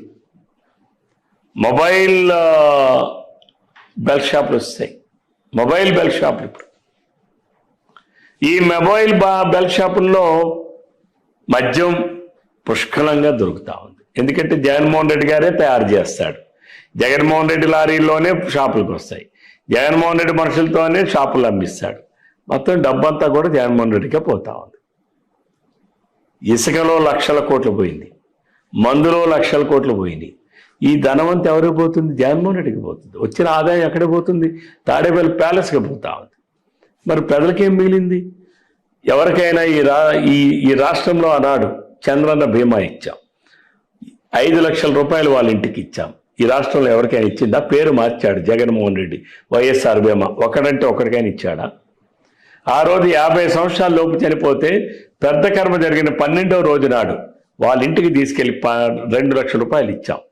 ఈరోజు ఎవరికైనా ఇచ్చాడా జగన్మోహన్ రెడ్డి? ఆ రోజు మేము 54 లక్షల మందికి మేము చంద్రన్న బీమా చేశాం. అంటే ప్రతి కుటుంబంలో 18 సంవత్సరాల వయసు దాటినటువంటి 70 సంవత్సరాల వరకు అందరికీ మేము చేశాం. ఈరోజు జగన్మోహన్ రెడ్డి ఎంతమందికి బీమా చేశాడండి? ఓన్లీ కుటుంబ యజమానికి మాత్రమే. ఎంతమంది ఉన్నారండి? ఎన్ని లక్షలు చేశాడండి? 54 లక్షలు మేము 54 లక్షలు అంటాను, 2,34,00,000 మందికి మేము చేస్తే జగన్మోహన్ రెడ్డి వైఎస్ఆర్ బీమాకి చేసింది 54 లక్షలు. మేము ప్రతి ఇంటిలో ఎంతమంది ఉంటే అంతమందికి చేస్తే వైఎస్ఆర్ చంద్రన్న బీమా ఆయన కుటుంబ యజమానికి మాత్రమే చేశాడు. ఇవన్నీ వాస్తవం కాదా? విదేశీ విద్యను రద్దు చేశాడు, బెస్ట్ అవైలబుల్ స్కూల్ విద్యను రద్దు చేశాడు, అలానే ఎవరైనా సరే విద్యోన్నతి పథకాన్ని రద్దు చేశాడు. అంటే ఎవరైతే దళితులు, ఎవరైతే బడుగులు వాళ్ళు ఉన్నారో వాళ్ళు ఐఏఎస్ ఐపీఎస్లు కానీ, లేకపోతే గ్రూప్ 1 కానీ, లేదా బ్యాంక్ టెస్టులు కానీ కోచింగ్స్ వాళ్ళకి నచ్చినటువంటి కోచింగ్ సెంటర్లో తీసుకోవడానికి వాళ్ళకు ఉండేటటువంటి దాన్ని రద్దు చేశాడు. స్టడీ సర్కిల్స్ని రద్దు చేశాడు. ఇంటర్మీడియట్ విద్యలో మిడ్ డే మీల్ పథకాన్ని రద్దు చేశాడు. ఆడపిల్లలకి సైకిల్ పథకాన్ని రద్దు చేశాడు. పేదలకు ఇచ్చిన ఆదరణ పథకాన్ని రద్దు చేశాడు. అన్న క్యాంటీన్లు రద్దు చేశాడు. పండగ కానుకలు రద్దు చేశాడు. క్రిస్మస్ కానుకలు రద్దు చేశాడు. రంజాన్ తోఫాన్ రద్దు చేశాడు. రద్దులు ముఖ్యమంత్రి తప్ప కొత్తగా ఇచ్చింది ఏమి ఇచ్చాడండి? ఆ రోజు మేము 2018-19 సంవత్సరంలో రైతు బంధు ఇచ్చాం, 6,000 రూపాయలు ఇచ్చాం. మేము 6,000 ఇచ్చాం కాబట్టి 12,500 ఇస్తా అని చెప్పాడు. ఇచ్చాడా? మేము ఇచ్చాం, 56 లక్షల మందికి ఇచ్చాం. ఈరోజు మీరు చూసి ఉంటారు, అగ్రికల్చర్ బడ్జెట్ అని పెట్టాడు, పేపర్లో అడ్వర్టైజ్మెంట్ చేశాడు. నిన్ననే 2,000 రూపాయలు ఇచ్చి 1,85,000 కోట్ల రూపాయలు ఖర్చు పెట్టామని పేపర్లో అడ్వర్టైజ్మెంట్ ఇచ్చాడు. నిజమా అది? కరెంటు బిల్లులు ఇంతకుముందు ఫ్రీ కరెంట్ ఇవ్వలేదా? ఉచిత కరెంట్ ఇవ్వలేదా? 50 రూపాయలకే హార్స్ పవర్ పెట్టింది ఎన్టీ రామారావు గారు, తెలుగుదేశం పార్టీ. ఉచిత కరెంటుని గత 5 సంవత్సరాలు మేము ఇవ్వలేదా? అంతేకాకుండా రైతులకి వాళ్ళ మోటార్లు నాసిరకమైన మోటార్లు తీసి ఐఎస్ఐ స్టాండర్డ్స్ ఉన్నటువంటి ప్యానల్ బోర్డ్స్ పెట్టాం, మోటార్లు పెట్టాం. రైతులకి ఆ రోజు సోలార్ పవర్ 5,50,000 రూపాయలు విలువ చేసేటటువంటి సోలార్ మోటార్స్ని 5 hours పవర్ 3 hours పవర్ని 45,000 రూపాయలు బీసీలు కడితే, ఎస్సీలు 15,000 రూపాయలు కడితే ఇచ్చాం. 5 లక్షల రూపాయలు విలువైనవి ఇచ్చాం. ఆ రోజు రైతులకి ఆయిల్ ఇంజన్లు ఇచ్చాం, డీజిల్ ఇంజన్లు ఇచ్చాం, కరెంట్ ఇంజన్లు ఇచ్చాం, సోలార్ ఇంజన్లు ఇచ్చాం. అలాగే రైతులందరికీ ఆ రోజు నూర్పు మిషన్లు ఇచ్చాం, వరికోత యంత్రాలు ఇచ్చాం, చాపర్స్ ఇచ్చాం, ఎన్నో అనేక రకాలైనటువంటివి ఇచ్చాం. ఈరోజు ఏమైనా ఇచ్చారా? కాదు సార్, ఇన్ని రద్దు చేసిన ముఖ్యమంత్రి అని ఒక ట్యాగ్లైన్ ఇచ్చేసారు మీరు. మరి ఇన్ని రద్దు చేసిన ఆ ముఖ్యమంత్రిని ఓడించడానికి కూటములు ఎందుకు సార్? ప్రజలు చూస్తానే ఉన్నారు కదా. ఏమండి, మీరు చాలా మంది అర్థం కావట్లా. ఇది ప్రజాస్వామ్యం. తెలుగుదేశం పార్టీ మేము ఎన్టీ రామారావు గారు 1982లో పార్టీ స్థాపించారు. అవును. బహుశా మీరు అప్పుడు పుట్టారో లేదో నాకు తెలియదు. లేదు, పుట్టలేదు. సంజయ్ విచార్ మంచ్ అని మనేకా గాంధీ గారు ఒక పార్టీ ఉండేది అప్పుడు. 83లో మేము పోటీ చేసినప్పుడు, 82లో మేము పోటీ చేసినప్పుడు కూడా తెలుగుదేశం పార్టీ సంజయ్ విచార్ మంచ్ మేనకా గాంధీ గారు పెట్టినటువంటి పార్టీతో మాతో పొత్తుకొచ్చారు. ఓకే, అంటే మీకు కూడా చరిత్ర తెలియాలని చెప్తున్నాను. అంటే తెలుగుదేశం పార్టీ ఆ రోజు కాంగ్రెస్ పార్టీని ఒకటి వేలతో ప్రకటించడానికి మేము చేసేటటువంటి అయ్యేటప్పుడు లైక్ మైండ్ పీపుల్ అందరూ కూడా కలుస్తాం. Like minded. మనం కలవడం ఇంపార్టెంట్ అని అది ఓకే సార్. నేనేమంటున్నా అంటే ఎండ్ ఆఫ్ ది డే ప్రజా తీర్పే కదా మనకు కావాల్సింది. మీకు అర్థం కాల? లైక్ మైండెడ్ మన ఇద్దరు కలిసి వెళ్తామనంటే ప్రజలు ఎందుకు వద్దంటారు? మీది అదే ఆలోచన, మీది గమ్యం ఒకటే. ట్రైన్ ఎక్కుతున్నామండి, మీరు హైదరాబాద్ వెళ్తారు, నేను హైదరాబాద్ వెళ్తాం. మన ఇద్దరు కలిసి ప్రయాణం చేయట్లేదా? విడిపోయి ప్రయాణం చేస్తున్నావా మనం? ఏమైనా ఏమండి? బికాస్ మీ గమ్యం ఒకటే, నా గమ్యం ఒకటే. మీ లక్ష్యం ఒకటే, నా లక్ష్యం ఒకటే. లక్ష్యం గమ్యం ఒకటే అయ్యేటప్పుడు మన ఇద్దరం కలిసి వెళ్తాం. నష్టం ఏంటుంది అందులో? నీ ఆడెవడు ప్రశ్నించడానికి? Who is he to question? ప్రజలు కోరుకుంటుంది మా గమ్యం, మేము ఎంచుకునే గమ్యం ఏంటో ప్రజలు కోరుకుంటున్నారు. ప్రజలకు ఏం కోరుకుంటున్నారో మేము అది గమ్యంగా పెట్టుకున్నాం. ప్రజలు ఏం ఆకాంక్షిస్తున్నారో మేము అది లక్ష్యంగా పెట్టుకున్నాం. ఇది ప్రజల కోరిక. ఇది మీరెవడు క్వశ్చన్ చేయడానికి? అంటే వాళ్ళ క్యాంపెయినింగ్ ఎలా ఉందంటే, ఇప్పుడు మీరే అన్నారు చెడు చాలా స్పీడ్గా వెళ్తుంది, మంచి మాత్రం చాలా స్లోగా వెళ్తుంది అని. సో ఒక మంచోడిని దించడం కోసం ఇంతమంది చెడు చేసే వాళ్ళు ఒక గ్రూప్ గా ఫామ్ అవుతున్నారు అని చాలా క్యాంపెయినింగ్ లో వాళ్ళు ప్రచారాలు చేస్తారు. జగన్మోహన్ రెడ్డి అంత దరిద్రుడు ఎవడైనా ఉన్నాడా ఇంకా ఈ దేశంలో? ఎవరైనా ఉంటారా? ఏం చేశాడని చెప్పమనండి. అంటే బాగా దోచుకున్నాడా? బాగా దోచుకోవడంలో బాగా దిగ్గజం కాబట్టి ఇలాంటి వాడే మనకు కావాలని ప్రజలు కోరుకుంటారా? చాలా బాధతో మాట్లాడుతున్నామండి మేము. ఎందుకనంటే నేను ఒక ముఖ్యమంత్రిని ఒక ముఖ్యమంత్రిని క్రిటిసైజ్ చేయాలనంటే బాధేస్తా ఉంది, బీయింగ్ అన్ ఎడ్యుకేటెడ్. కానీ ఆ విధానాలు, ఆ దోపిడీ విధానాలు, అరాచకత్వాలు, దోపిడీ, సహజ వనరుల దోపిడీ చూస్తూ ఉంటే అసలు బ్లడ్ బాయిల్ అయిపోతూ ఉంది. ఏమైపోతుంది రాష్ట్రం? రేపు రాష్ట్ర ప్రజలు ఏమైపోతారు? రాష్ట్ర ప్రజల భవిష్యత్తు ఏమైపోతుంది? జగన్మోహన్ రెడ్డిని ముఖ్యమంత్రి చేశారు, రేపు జైలుకి పోతాడు. కానీ రాష్ట్రంలో ఉన్నటువంటి పిల్లల భవిష్యత్తు ఏంటి? నెక్స్ట్ జనరేషన్ భవిష్యత్తు ఏంటి? ఒకరి స్వార్థానికి రాష్ట్రం బలి కావాలా? ఎందుకు నేను ఆ మాట అన్నానంటే, ప్రజల మీద పడి ఏరుకోవడానికి సిగ్గు అనిపించకుండా దోపిడీ చేస్తూ ఉంటే ఇంతకన్నా దౌర్భాగ్యం ఇంకేం కావాలి? మీరు తీసుకోండి ఏ ఒక్కటైనా సరే. ఈరోజు కూడా నాకెవరో లేడీస్ చెప్పారు, నేను ఆ ఫంక్షన్కి వెళ్ళేటప్పుడు, మ్యారేజ్ ఫంక్షన్కి వెళ్తే ఆసరా అని చెప్పి బటన్ నొక్కాడు. ఈరోజు కూడా ఈ రాష్ట్రంలో సుమారు 25 లక్షల మందికి పైబడి డబ్బులు ఈరోజు కూడా లేవే. ఎక్కడికి వెళ్ళాయి ఆ డబ్బులు? బటన్ నొక్కానన్నావు. ఎంతమందిని మోసం చేస్తావు? ఎన్నాళ్ళు మోసం చేస్తావు? ఎన్నేళ్ళు మోసం చేస్తావు? జగన్మోహన్ రెడ్డి గడప గడప కానీ పుస్తకాలు ఇచ్చాడు. నిన్న రాత్రి మీకు అది కావాలంటే ఎగ్జాంపుల్ ఇస్తాను, మీరు చూడండి. ఆమె వయసు 68 సంవత్సరాలు. ఆమెకి నీకు విద్యోన్నత పథకం ఇచ్చాం, అమ్మ ఒడి ఇచ్చాం, అదొక పథకం ఆమెకి ఇచ్చారట. ఆ రేషన్ కార్డులో ఆమె ఒక్కతే ఉంది.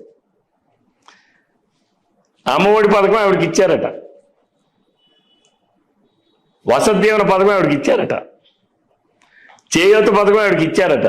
అన్నీ కలిపి అమ్మ నీకేమో ఈ 5 సంవత్సరాల్లో 1,35,000 వచ్చాయని చెప్పి చెప్తున్నారు. ఆమె వయసు 68 సంవత్సరాలు. ఇది జగన్మోహన్ రెడ్డి చేసినటువంటి పుస్తకం. నేను అందుకనే నిన్న తీసుకొచ్చి ఆ లబ్ధిదారులు నా దగ్గరికి వస్తే ఈ రాష్ట్ర చీఫ్ సెక్రటరీకి లాయర్ నోటీస్ పంపిస్తున్నాం, లీగల్ నోటీస్ పంపిస్తున్నాను. బికాస్ గవర్నమెంట్ ట్యాబ్లో ఆ పుస్తకం ఇచ్చారు. Chief secretary is the responsible for that.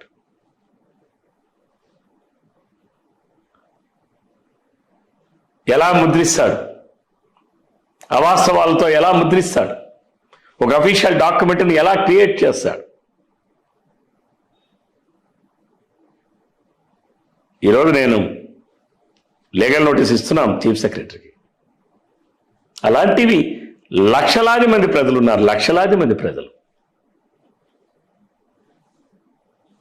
లక్షలాది మంది. కాబట్టి జగన్మోహన్ రెడ్డి మాయా, మోసం, అబద్ధం ప్రజలకు అర్థమైపోయింది. ఆయన ప్రవర్తన అర్థమైపోయింది. సహజ వనరులన్నీ దోచుకుంటా ఉంటే ఈ రాష్ట్రంలో జగన్మోహన్ రెడ్డి పరిపాలనను బలికానటువంటి వర్గం ఎవరైనా ఉన్నారా? భవన కార్మికులు నాశనం అయిపోయారు, పనులు లేకుండా అయిపోయారు. ఎందుకు? 1000 రూపాయలు ఉండే ట్రాక్టర్ ఇసుక 5-6 వేలు అయిపోయింది. 40,000 రూపాయలు ఉన్న టన్ను స్టీల్ ధర ఈరోజు 82,000 అయిపోయింది. పైన ఉన్నటువంటి బ్యాగులే వేరే కంపెనీలు, కానీ లోపల ఉన్నదంతా భారతీయ సిమెంటే. రాశి సిమెంట్ పైన బ్యాగ్ ఉంటుంది, లోపల భారతీయ సిమెంట్. డెక్కన్ సిమెంట్ అని బ్యాగ్ ఉంటుంది, లోపల భారతీయ సిమెంట్. 230 రూపాయలు ఉన్నటువంటి సిమెంట్ ధర 470 రూపాయలు. అంటే భారతదేశానికి స్వాతంత్రం వచ్చినప్పటి నుంచి నిన్న 2019 మార్చి 31 వరకు ఈ రాష్ట్రంలో సిమెంట్ ధర 230 రూపాయలు ఉంటే 470 రూపాయలు అంటే 240 రూపాయలు 5 సంవత్సరాల్లో పెరిగిందంటే మీరు అర్థం చేసుకోండి. 40,000 రూపాయలు భారతదేశానికి స్వాతంత్రం వచ్చిన నాటి నుంచి నేటి వరకు 2019 మార్చి 31 వరకు టన్ను స్టీలు ధర 42,000, ఈరోజు 83,000 అంటే 39,000 రూపాయలు ఈ 5 సంవత్సరాల్లోనే పెరిగింది. మరి జగన్మోహన్ రెడ్డి ఏమి ఇచ్చారండి జనంకి? ఈతకాయ ఇచ్చి గుమ్మడికాయ లాగడమా పరిపాలన అంటే? తన అసమంతపు పరిపాలన. ఆ రోజు మేము 7 లక్షల కోట్ల రూపాయలు ఈ రాష్ట్రానికి ఆదాయం వచ్చింది. మేము ఈ రాష్ట్ర ఆదాయాన్ని పెంచాం, కానీ జగన్మోహన్ రెడ్డి ఆదాయం పెంచలేదే. పెరిగిన 3 లక్షల కోట్లు కూడా ఏంటి? అధిక ధరలు, అధిక పన్నులు. ఇంటి పన్నులు ఎంత పెంచాడు? మీరు కూడా బహుశా హైదరాబాద్లో ఉంటారో లేకపోతే ఎక్కడ ఉంటారో నాకు తెలీదు. ఇంటి పన్నులు ఎంత పెంచుతున్నారు? ఎంత పెంచారు ఈ రాష్ట్రంలో? ప్రతి ఏడాది 15%. ఈరోజు వెళ్ళి అడగండి ఇంటి పన్నులు ఎంత పెంచారు. చెత్త పన్నులు వేసినటువంటి చెత్త ముఖ్యమంత్రి, చెత్త ప్రభుత్వం ఈ భారతదేశంలో చెత్త మీద ఎక్కడైనా పన్ను వేశారా? మున్సిపాలిటీకి ఎందుకంటే మనం పన్నులు చెల్లిస్తున్నాం? చెత్త ఎత్తాల్సిన సర్వీసెస్ ఎవరి వాళ్ళు? మున్సిపాలిటీది కాదా? దాని మీద చెత్త పన్ను వేస్తాడా ఈ చెత్త ముఖ్యమంత్రి? పోనీ అదేమైనా డబ్బులు చెత్త ఎత్తడానికి ఇస్తున్నాడా అంటే అది జగన్మోహన్ రెడ్డి ఖాతాలోకి పోతా ఉంది. అందుకని ఏంటంటే ఇటువంటి ముఖ్యమంత్రి, ఇటువంటి చెత్త పరిపాలన, రాష్ట్ర ప్రజలకి పన్నులు అధికం, ధరలు అధికం. ఈరోజు పేదవాడు ఇంకా పేదవాడు అయిపోయాడు, మధ్యతరగతి వాడు మధ్యతరగతి అయిపోయాడు. జగన్మోహన్ రెడ్డి ఎప్పుడైనా మద్యం సేల్స్ కానీ ఈ నెల పడిపోయిందనంటే వెంటనే నేను నొక్కుతున్నా అంటాడు. ఎందుకంటే మద్యం సేల్స్ మళ్ళీ వెంటనే పెరుగుతాయి. దానికి లెక్కలు లేవుగా. ఇప్పుడు నేను అడుగుతాను మీ మీడియా వాళ్ళకి, మీ దగ్గర ఏమైనా లెక్కలు ఉన్నాయా? ఈ రాష్ట్రంలో బాట్లింగ్ కంపెనీస్ నుంచి ఎంత ప్రోడక్ట్ తయారైంది, ఏ ప్రోడక్ట్ ఎంత ప్రోడక్ట్ ఎక్కడికి ట్రాన్స్పోర్ట్ అయింది, ఏ రోజుకి ఏ షాపులో ఎంత సేల్ అయింది, ఎంత ఆదాయం ప్రభుత్వానికి వచ్చింది, ఎవరి దగ్గర ఏమైనా లెక్కలు ఉన్నాయా? మా పక్కన పెట్టండి, మేము ప్రతిపక్షాలు ఉన్నాం. మీడియా మీ దగ్గర ఉండాలి కదా, ఉన్నాయా? ఇసుక మీ దగ్గర లెక్కలు ఉన్నాయా? ఎవరి దగ్గరైనా? అంటే సహజ వనరులు దోపిడీ చేయడమా పరిపాలన అంటే? బాధ కలుగుతా ఉంది. ఏమిటి రాష్ట్రం, అసలు ఏమైంది ఈ రాష్ట్రానికి అనే బాధ కలుగుతా ఉంది. మేము రాజకీయాల్లోకి వచ్చింది ఇటువంటి దానికోసం కాదు, ఇలాంటివి చూస్తామని కూడా అనుకోలేదు. ఏదో ప్రజలకి, రాష్ట్రానికి, రాష్ట్ర భవిష్యత్తుకి, రాష్ట్రంలో ఉన్నటువంటి తరతరాలు మారిన భవిష్యత్తు, మంచి భవిష్యత్తు కలిగా ఉండాలి, అటువంటి రాజకీయ వ్యవస్థలు ఉండాలనుకున్నాం. కానీ ఇంతటి నీతిమాలిన రాజకీయ వ్యవస్థలు ఉండాలని అనుకోవడం లేదు. దౌర్భాగ్యం, మా దౌర్భాగ్యం అది. కమింగ్ టు మీ నియోజకవర్గాన్ని చూసుకుంటే 2014లో మీరు గెలిచారు, అప్పుడు అధికారంలో మీరే ఉన్నారు. 2019లో మీరు ఓడిపోయారు, అధికారాన్ని కోల్పోయారు. మరి ఇది రవికుమార్ గారి లక్లా చూడొచ్చా, లేకపోతే ప్రజా తీర్పులా చూడొచ్చా? అంటే ఇందాక నేను ఒకటి చెప్పాను, ఒక మంచిని తెలుసుకోవడానికి సమయం ఎక్కువ టైం పడుతుంది. చెడు కావచ్చు, అబద్ధం కావచ్చు, చాలా తొందరగా రీచ్ అవుతుంది. నేను నిన్న నా ఓటమి, 2019లో నా ఓటమి రాంగ్ క్రాస్ ఓటింగ్ వల్ల నేను ఓడిపోయాను. అంటే రాంగ్ క్రాస్ ఓటింగ్ అంటే మా నియోజకవర్గంలో మా సామాజిక వర్గం ఓటర్లు ఎక్కువ, కాస్త క్రియాశీలకంగా ప్రభావితంగా ఉంటారు. కాస్త పట్టణానికి దగ్గరగా ఉన్నాం, హెడ్ క్వార్టర్స్ దగ్గరగా ఉన్నాం కాబట్టి ఈ ఎంప్లాయీస్ కావచ్చు, ఉద్యోగస్తులు కావచ్చు, నిరుద్యోగులు కావచ్చు, చదువుకునే యువతరం కావచ్చు, లేకపోతే అన్ఎంప్లాయ్ రిటైర్డ్ పీపుల్ కావచ్చు. ఇక్కడ పార్లమెంట్ సభ్యుడిగా తెలుగుదేశం పార్టీ నుంచి మా కింజరాపు రామ్మోహన్ నాయుడు గారు, అవతల వైసీపీ పార్టీ నుంచి దువ్వాడ శ్రీనివాస్ గారు పోటీ చేయడం, ఆయన కాళింగ సామాజిక వర్గానికి చెందిన వ్యక్తి అవడం, దాంతో మా నియోజకవర్గంలో కొంత మౌత్ టు మౌత్ ప్రచారం, రవికుమార్కి ఒక ఓటేయండి, దువ్వాడ శ్రీనికి ఒక ఓటేయండి. మీరున్నారు, మీరు చెప్పారు మీ అమ్మ నాన్నకి మీ ఇంట్లో వాళ్ళకి రవికుమార్ గారికి ఒకటి వేయండి, దువ్వాడ సీన్కి ఒకటి వేయండి అని. కానీ మీ అమ్మగారికో మీ నాన్నగారికో పోలింగ్ బూత్లోకి వెళ్ళిన తర్వాత ఏది ఎంపీ ఓటు ఏది ఎమ్మెల్యే ఓటు అని తెలిసి ఓటేసే వాళ్ళు ఎంతమంది ఉన్నారు? ఈరోజు కూడా 100కి 65-70% మందికి ఏ ఓటు ఏది వేస్తున్నామని తెలియదు. 2 ఓట్లు ఒకే పార్టీకి ఓటేస్తాం అనేవాడు తెలుసుకోవాలని ఆలోచన చేయడు, అంతే కదండి. ఏదైనా 2 ఓట్లు వేయాలనుకున్నవాడికి ఆలోచన ఉంటుంది, కానీ ఏ ఓటు ఏదనేది అది తెలియదు. వాళ్ళు మొదటి ఓటు ఎమ్మెల్యేది అనుకుంటున్నారు, వెళ్ళి ఎమ్మెల్యేది అనుకుని వెళ్ళి ఎంపీ గారికి వేశారు. రెండో ఓటు ఎంపీది అనుకున్నారు, అది ఎమ్మెల్యేకి పడింది. ఎవరికి? వైసీపీకి వేస్తున్న ఎంపీ, అది ఎంపీకి వేస్తున్నాం అనుకున్నారు, కానీ అది ఎమ్మెల్యేకి పడింది. ఎందుకంటే ఎప్పుడు ఎన్నికలు జరిగినా పార్లమెంటు అసెంబ్లీ ఎన్నికలు జరిగేటప్పుడు మొట్టమొదటి ఓటు పార్లమెంట్కి ఇస్తారు, రెండవ ఓటు అసెంబ్లీకి ఇస్తారు. అలాగే సపోజ్ గ్రామ పంచాయతీ వార్డు నెంబర్ ఎన్నికలు జరిగినప్పుడు కూడా మొదటి ఓటు సర్పంచ్ది ఇస్తారు, రెండవ ఓటు వార్డు నెంబర్ది ఇస్తారు. అలాగే ఒక ఎంపీటీసీ జెడ్పీటీసీ ఎన్నికలు ఒకటేసారి జరిగినప్పుడు జెడ్పీటీసీ ఓటు ముందు ఇస్తారు పోలింగ్ బూత్లో, రెండవ ఇచ్చే ఓటు ఎంపీటీసీది ఇస్తారు. అంటే ఒక రెండింటికి ఎన్నికలు జరిగినప్పుడు ఒకటేసారి అందులో హైయెస్ట్ది ఏది ఉందో అది ముందు ఇస్తారు ఓటు, నెక్స్ట్ లోయెస్ట్ ఇస్తారు. అంటే ఇప్పుడు మీ ఓటమికి మీరు చెప్పింది ఒక రీజన్ అయ్యి ఉండొచ్చు, బట్ నా కాయిన్కి బొమ్మ బొరుసు ఎలా ఉంటుందో ఇంకొక రీజన్ కూడా మా వరకు, అంటే మేము కూడా చాలా సందర్భాల్లో విన్నాము. శ్రీకాకుళం అనగానే టీడీపీకి సంబంధించిన ఒక అంశం తీసుకున్నట్టయితే డెఫినెట్గా ఫైర్ బ్రాండ్ అనగానే ముందుగా వినిపించే పేరు రవికుమార్ గారి పేరే. సో ఇలాంటి ఒక రవికుమార్ని ఆల్రెడీ 2014లో గెలిపించాం, మంచి పొజిషన్కి వెళ్ళిపోయారు. ఇప్పుడు 2019లో కూడా గెలిపిస్తే మీ పార్టీలో ఉన్న కొంతమంది వ్యక్తులు వద్దు కావాలనే ఓడిచ్చేస్తే అయిపోతుంది, ఎందుకంటే ఇంకా పైకి వెళ్ళిపోతారేమో ఈసారి అన్న ఒక ఇదితోని వర్గ పోర్ల వల్లే కేవలం మీరు ఓడిపోయారు అనే ఒక అంశం కూడా వినిపించింది. సో ఇది ట్రాష్, ఇది నా నియోజకవర్గంలో ఎటువంటి వర్గ పోరు లేదు. అక్కడ నా నియోజకవర్గంలో ఎటువంటి వర్గ పోరు కూడా లేదు. ఇంకోటి కూడా మీకు తెలుసో లేదు, నేను చాలా ఈజీ గోయింగ్ పర్సన్. నేను చట్టాన్ని విశ్వసిస్తా, చట్ట పరిధిలో ఉంటా, డిసిప్లైన్గా ఉండడానికి ప్రయత్నం చేస్తా.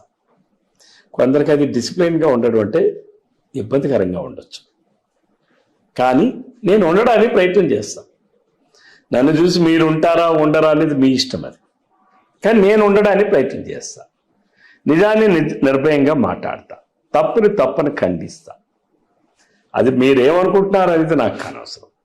ఇది తప్పు అనేటప్పుడు ఇది తప్పు అని నేను చెప్తా, నా బాధ్యత. ఎప్పుడైనా ఇబ్బంది అనిపించిందా? ఇబ్బంది అనిపించింది, ఎప్పుడైనా స్ట్రైట్ ఫార్వర్డ్నెస్ చాలా ఇబ్బంది కనిపిస్తుంది. అయినా సరే తెలుగులో ఒక సామెత కూడా ఉంటుంది కదా, యథార్థవాది లోక విరోధి అంటారు కదా. యథార్థవాది లోక విరోధి అనేది యథార్థం. అయినా సరే నేను ఎప్పుడూ దాన్ని విడవను. ఎందుకు విడవనంటే ఒక అబద్ధాన్ని ఒక మనిషి జీవితాన్ని నాశనం చేస్తుంది, ఒక అబద్ధం ఒక మనిషి గమ్యాన్ని కూడా మారుస్తుంది. అబద్ధం చెప్పి ప్రజలకు మనం అబద్ధం చెప్పి వాళ్ళ జీవితాలను నాశనం చేసే హక్కు మనకు లేదు. వాళ్ళు వినినా వినకపోయినా, తెలుసుకున్నా తెలుసుకోకపోయినా, నేర్చుకున్నా నేర్చుకోకపోయినా ప్రజలకు ఎప్పుడూ కూడా మనం నిజమే చెప్పాలి.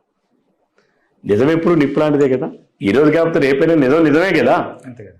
అబద్ధం ఈరోజు జగన్మోహన్ రెడ్డి ఉన్నాడు, జగన్మోహన్ రెడ్డి చెప్పినవన్నీ అబద్ధం జనానికి అర్థమైపోయింది కదా.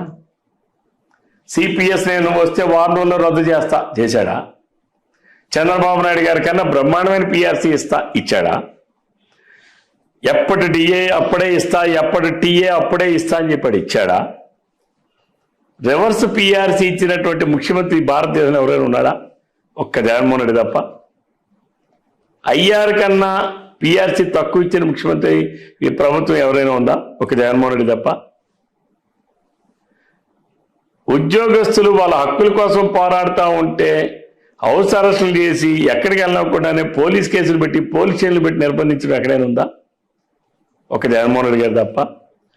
మందు షాపుల ముందు ఉపాధ్యాయులు నిలబెట్టి క్యూలో నిలబెట్టి మనుషులు క్యూలో నిలబడడానికి ఉపయోగించినటువంటి ఉపాధ్యాయుల్ని వినియోగించినటువంటి ప్రభుత్వం, ముఖ్యమంత్రి ఎక్కడైనా ఈ దేశంలో ఉందా? ఒక జగన్మోహన్ రెడ్డి గారు తప్ప. అంటే మీకు ఎప్పుడూ కూడా ప్రజల దగ్గర నాకు తెలిసిన అనుభవంతో చెప్తున్నా, నిజమే మాట్లాడాలి. ఎవరు అతను ఏదో అనుకుంటాడని మనం అబద్ధం మాట్లాడితే ఒక అబద్ధాన్ని కప్పిపుచ్చడం కోసం ఇంకొక అబద్ధం ఆడాలి. అది నాకు నచ్చదు. నేను దానికి వ్యతిరేకం. నిజం నిర్భయంగా మాట్లాడాలి, తప్పును ఖండించాలి.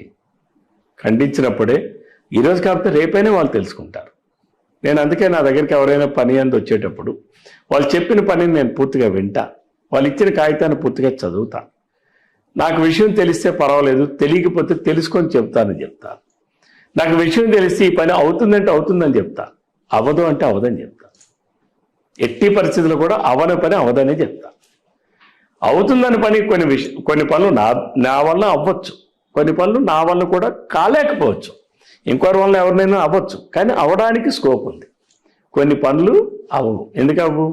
చట్ట పరిధిలో, ప్రభుత్వ నిబంధనల ప్రకారం, నియమాల ప్రకారం, రూల్స్ ప్రకారం కొన్ని పనులు కావు. సపోజ్ ఫర్ ఎగ్జాంపుల్, ఎవరో కంపాషనేట్ అపాయింట్మెంట్ ఉంటుంది. కంపాషనేట్ ప్రభుత్వ ఉద్యోగి చనిపోతే కంపాషనేట్ అపాయింట్మెంట్ 18 years దాటితే వాడికి ఉద్యోగం ఇవ్వచ్చు. కానీ కండిషన్ మీద కూడా ఇవ్వచ్చు. 16 సంవత్సరాలు వాడు, అదేంటి, ఆ ఉద్యోగి, ప్రభుత్వ ఉద్యోగి చనిపోయిన నాటికి ఆయన వారసులు 16 సంవత్సరాలు దాటి ఉండాలి. ఒకవేళ 15 సంవత్సరాల 364 రోజులైనా ఒక్కరోజే కదా గ్యాప్ ఉందని అనుకున్నా వాడికి కంపాషనేట్ అపాయింట్మెంట్ ఇవ్వరు. కొంతమంది ఎవరు ఆశకొందో వస్తారు. ఈ విషయం తెలిసిన నేను వాడు చెప్తాను, ఒరే బాబు నీకు ఒక రోజు తక్కువ ఉంది, నీకు మరి రాదురా అని. తెలియని పొలిటీషియన్ ఏం చెప్తాడంటే కాగితాలు ఎడతా ఉంటాడు, ఇది తిప్పుతా ఉంటాడు. ఎన్నాళ్ళైనది అవుతుందా? అవదు కదా. అవన పని అవదనే చెప్పాలి, అవుతుందన్న పని అవుతుందనే చెప్పాలి. అది అలా చెప్పాలి అని అంటే దాని మీద పూర్తి అవగాహన మనకు ఉండాలి. అది మనం చెప్పాలి అనుకుంటే, అవగాహన రావాలంటే చట్టాల మీద, రూల్స్ మీద ఎప్పటికప్పుడు మనం అప్డేటెడ్గా ఉండాలి.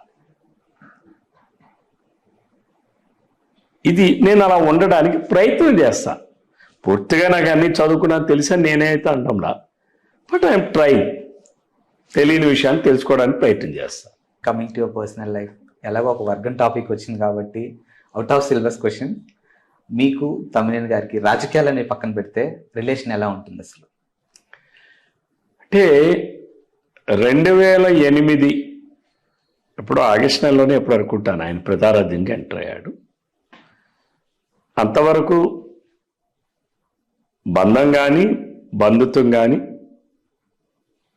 సాఫీగానే ఉండేది. 2008 ప్రజారాజ్యంలోగా ఆయన అడుగుపెట్టిన తర్వాత ఆ ప్రక్రియలో, ఆ విధానంలో మేము డిఫర్ అయ్యాం. కుటుంబ సభ్యులు డిఫర్ అయ్యాం.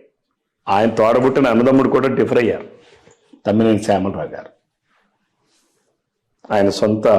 ఆయన బ్రదర్ అంటే నాకు పెద్ద మావయ్య గారు, ఆయన కూడా డిఫర్ అయ్యారు.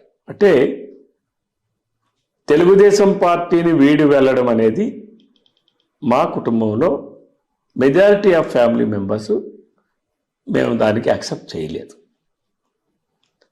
నా సిద్ధాంతం, నేను నమ్మిన సిద్ధాంతం ఒకటే, నేను ప్రజలకు సేవ చేయాలి, ప్రజలకి ఒక ఎగ్జాంపులరీ పొలిటీషియన్గా ఉండాలని రాజకీయాల్లోకి వచ్చాను. ప్రజలకి సేవ చేయడానికి ఒక రాజకీయ పార్టీ చాలు, అది తెలుగుదేశం పార్టీ అని నేను నమ్మాను. ఎందుకు నమ్మాను? ఎన్టీ రామారావు గారు పెట్టిన పార్టీ, తెలుగు జాతి కోసం పెట్టిన పార్టీ, తెలుగువాడి ఆత్మగౌరవం ఉన్నటువంటి కోసం పెట్టినటువంటి పార్టీ ఇది. అనేక రాజకీయ పార్టీలు రావచ్చు పోవచ్చు, రేపు వైసీపీ కూడా రేపు ఎన్నికలైన తర్వాత కనుమరుగైపోయే పరిస్థితులు వస్తాయి రాష్ట్రంలో. కానీ తెలుగుదేశం సూర్యచంద్రులు ఉన్నంత వరకు, తెలుగు జాతి ఉన్నంత వరకు ఎప్పటికీ నిలిచేటటువంటి ఏకైక పార్టీ తెలుగుదేశం పార్టీ ఒక్కటే ఈ ఆంధ్రప్రదేశ్ రాష్ట్రంలో. మీరు గుర్తుపెట్టుకోండి ఎప్పుడైనా. కాబట్టి నేను సర్వీస్ చేయడానికి ఒక రాజకీయ పార్టీ చాలు. నేను సిద్ధాంతాన్ని నమ్మాను కాబట్టి నేను పార్టీ మారడం నాకు ఇష్టం లేదు. తమ్మినేని సీతారాం ఏవో కారణాలు చెప్పాడు, ఏదో కుంటి సాగులు చెప్పాడు, వెళ్ళిపోయేటప్పుడు ఏదో చెప్తుంటారు అలా అది ఇది అలా అది ఇది అని. ఆయన కేవలం పదవుల మీద వ్యామోహంతో ఆయన పోయాడు. అప్పుడు మేము డిఫర్ అయ్యాం.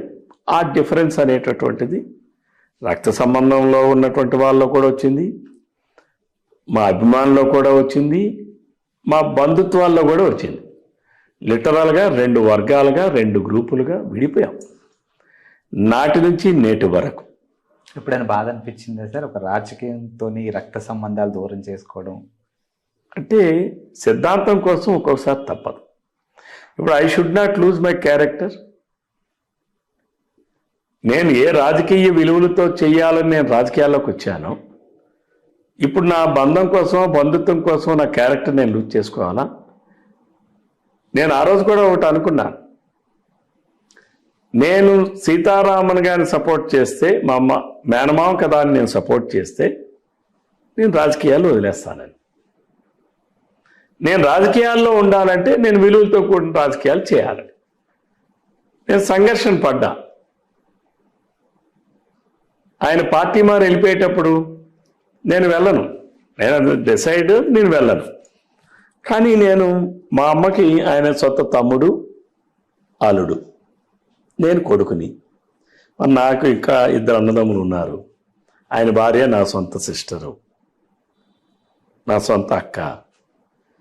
ఈ దశలో నేను ఎవరికి సమాధానం చెప్పినా చెప్పకపోయినా మా అమ్మకి సమాధానం చెప్పాలి, అంతే కదా. అవతల తమ్ముడు, అల్లుడు, నేను కొడుకుని. తన ఆలోచన ఏంటో నాకు తెలియదు.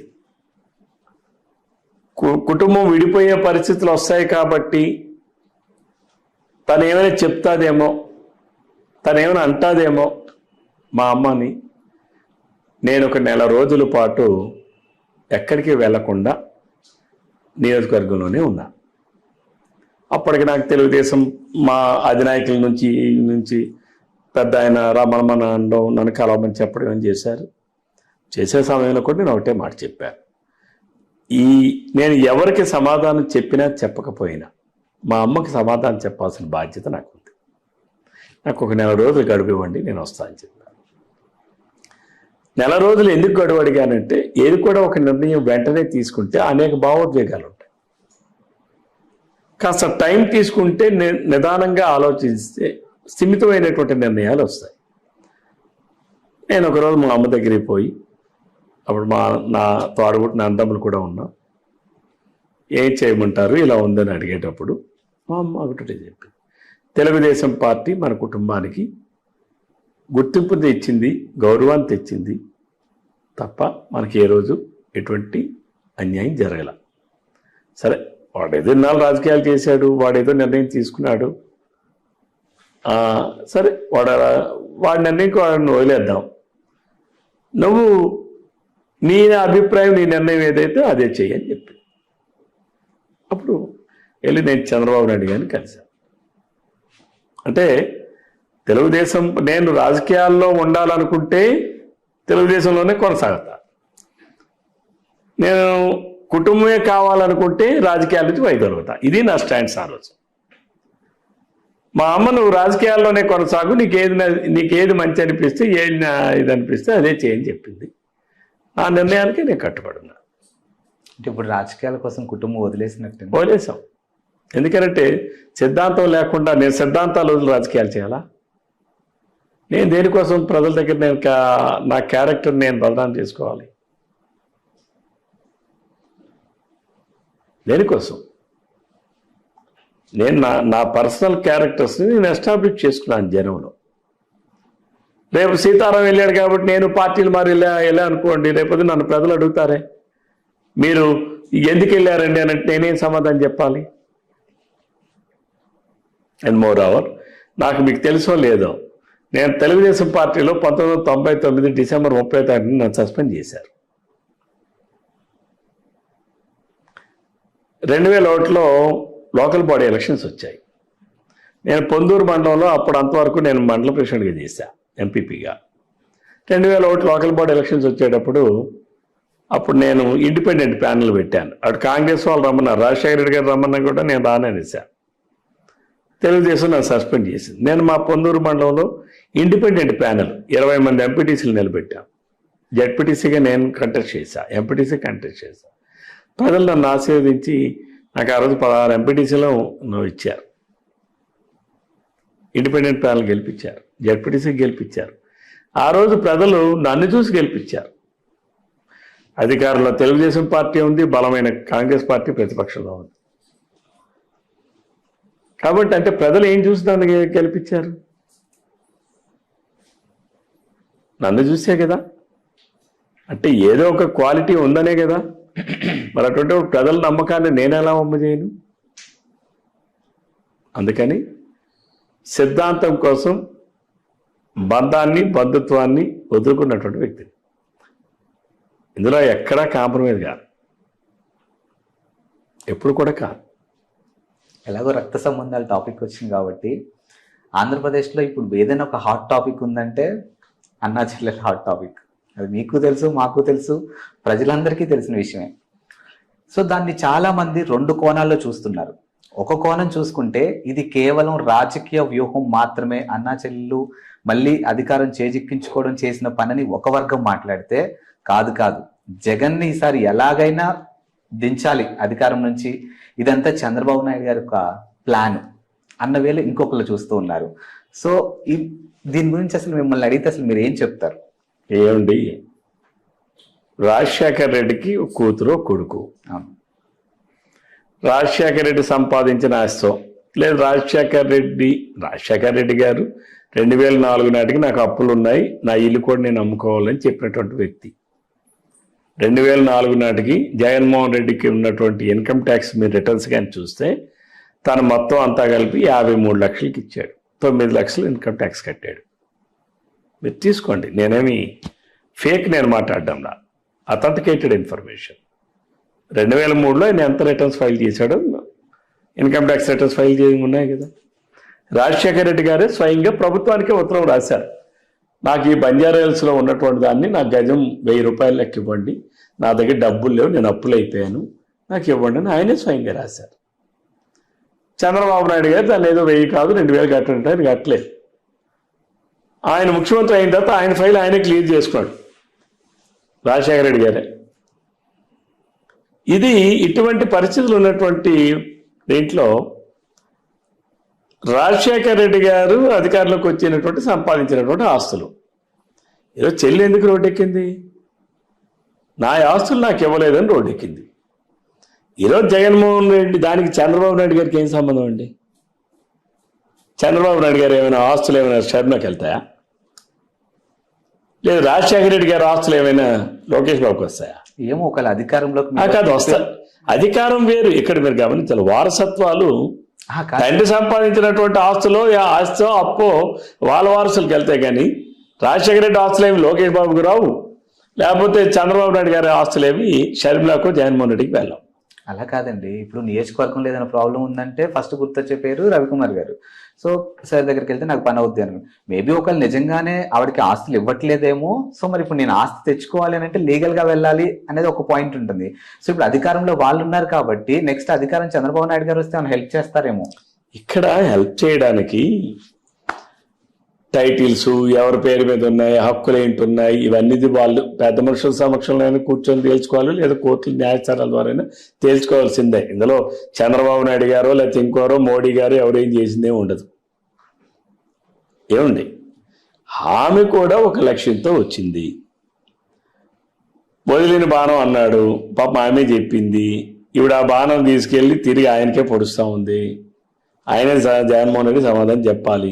జగన్మోహన్ రెడ్డి ఎంతటి నీచుడంటే సొంత చెల్లెల పైన బావమర్ది పైనే తప్పుడు రాతలు సోషల్ మీడియాలో రాయించినటువంటి నీచ మనస్తత్వం కలిగినటువంటి వ్యక్తి. ఆయన గురించి మాట్లాడండి. మనిషి రూపంలో ఉన్నటువంటి మృగం, ఆయన గురించి మాట్లాడేటండి ఎవరన్నా అవుతారు? ఆయన చెల్లిని దానికి చంద్రబాబు నాయుడు గారికో తెలుగుదేశం పార్టీకో ఇంకోరికో ఏం సంబంధం అండి? మరి ఆ రోజు తెలుగుదేశం పార్టీ ఉంది కదా, మరి ఆ రోజు మా అన్న వదిలిన బాణం అని చెప్పింది ఆమె కదా. మా అన్నకి ఏమో ఈరోజు ముఖ్యమంత్రి అవడానికి నేను అందులో నా పాత్ర చాలా ఉందని చెబుతుంది కదా, ఆమె కూడా ఈ రోజుకి నిన్న కూడా చెప్పింది కదా సభలో.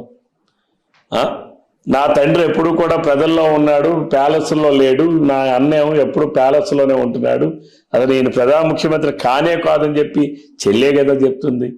చెల్లి చెప్తుంది కూడా వాస్తవమే కదా. ఉంటే ప్యాలెస్లో ఉంటున్నాడు, లేదా పరదాల మధ్యన ఉంటున్నాడు. జనం మధ్యన ఎక్కడున్నాడు జగన్మోహన్ రెడ్డి? ఉంటే ప్యాలెస్లో ఉన్నాడు, లేదా పరదాల మధ్యన ఉన్నాడు. జనం మధ్యన ఎక్కడున్నాడు చెప్పండి నాకు.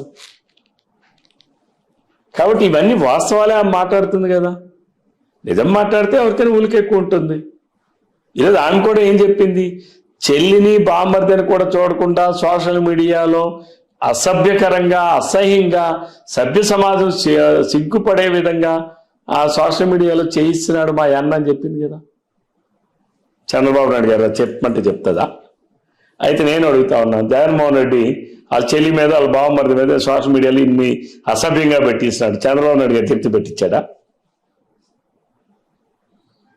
కాబట్టి ఇది రక్త సంబంధమైన ఏ సంబంధమైనా డిఫరెన్సెస్ ఎక్కడ వస్తాయంటే సైద్ధాంతికంగా వచ్చేటప్పుడు అది రక్త సంబంధమైన డిఫరెన్సెస్ వస్తాయి. ఇది ఇక్కడ ఏంటంటే సిద్ధాంతపరంగా ఉన్నటువంటి విభేదాలు. ఇది తప్పదు. ఇది ఒక సిద్ధాంతాన్ని నమ్ముకునేటప్పుడు తప్పదు కదా. ఇప్పుడు నక్సలైట్లు ఉన్నారు, వాళ్ళు ఎవరు? మన ఫ్యామిలీ మెంబర్సే కదా. వాళ్ళు ఒక సిద్ధాంతాన్ని నమ్మారు, వాళ్ళందరూ అడవిలోకి పోయారు. మేము డెమోక్రసీని నమ్మాం, ప్రజాక్షేత్రంలో ఉన్నాం.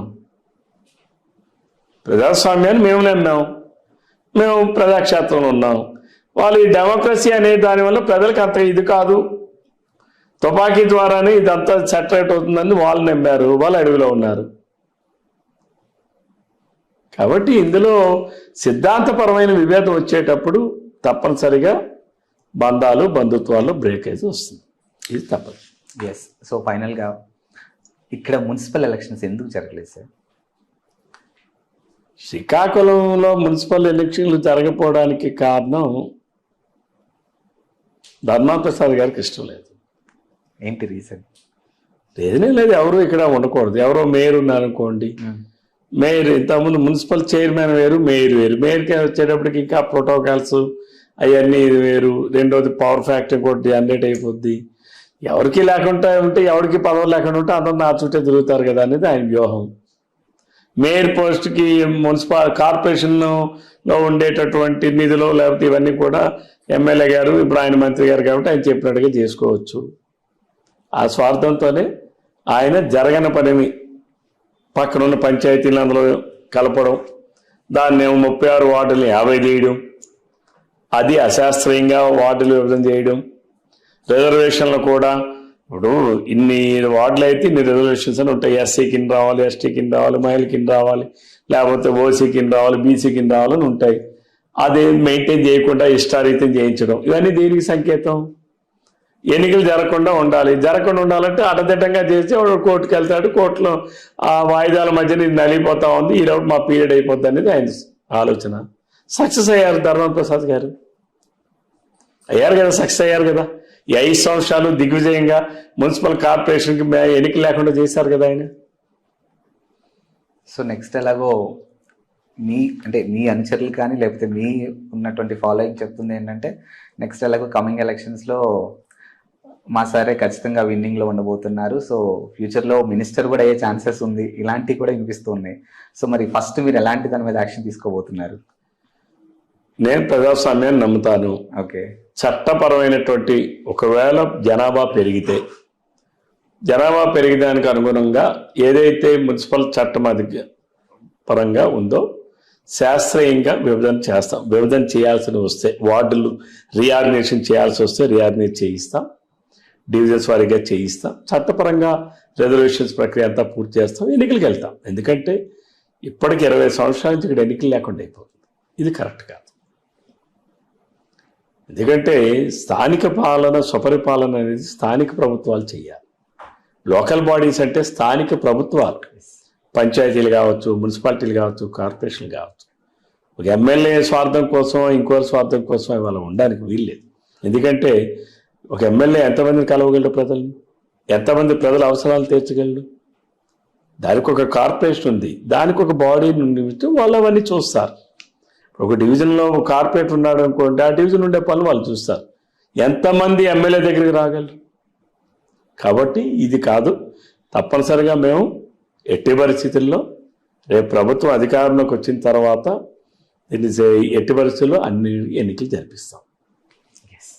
అండ్ ఫైనల్గా మీ నియోజకవర్గంలో ఓటర్లకి త్రూ మా ఛానల్ ద్వారా ఏం చెప్పదలుచుకున్నారు?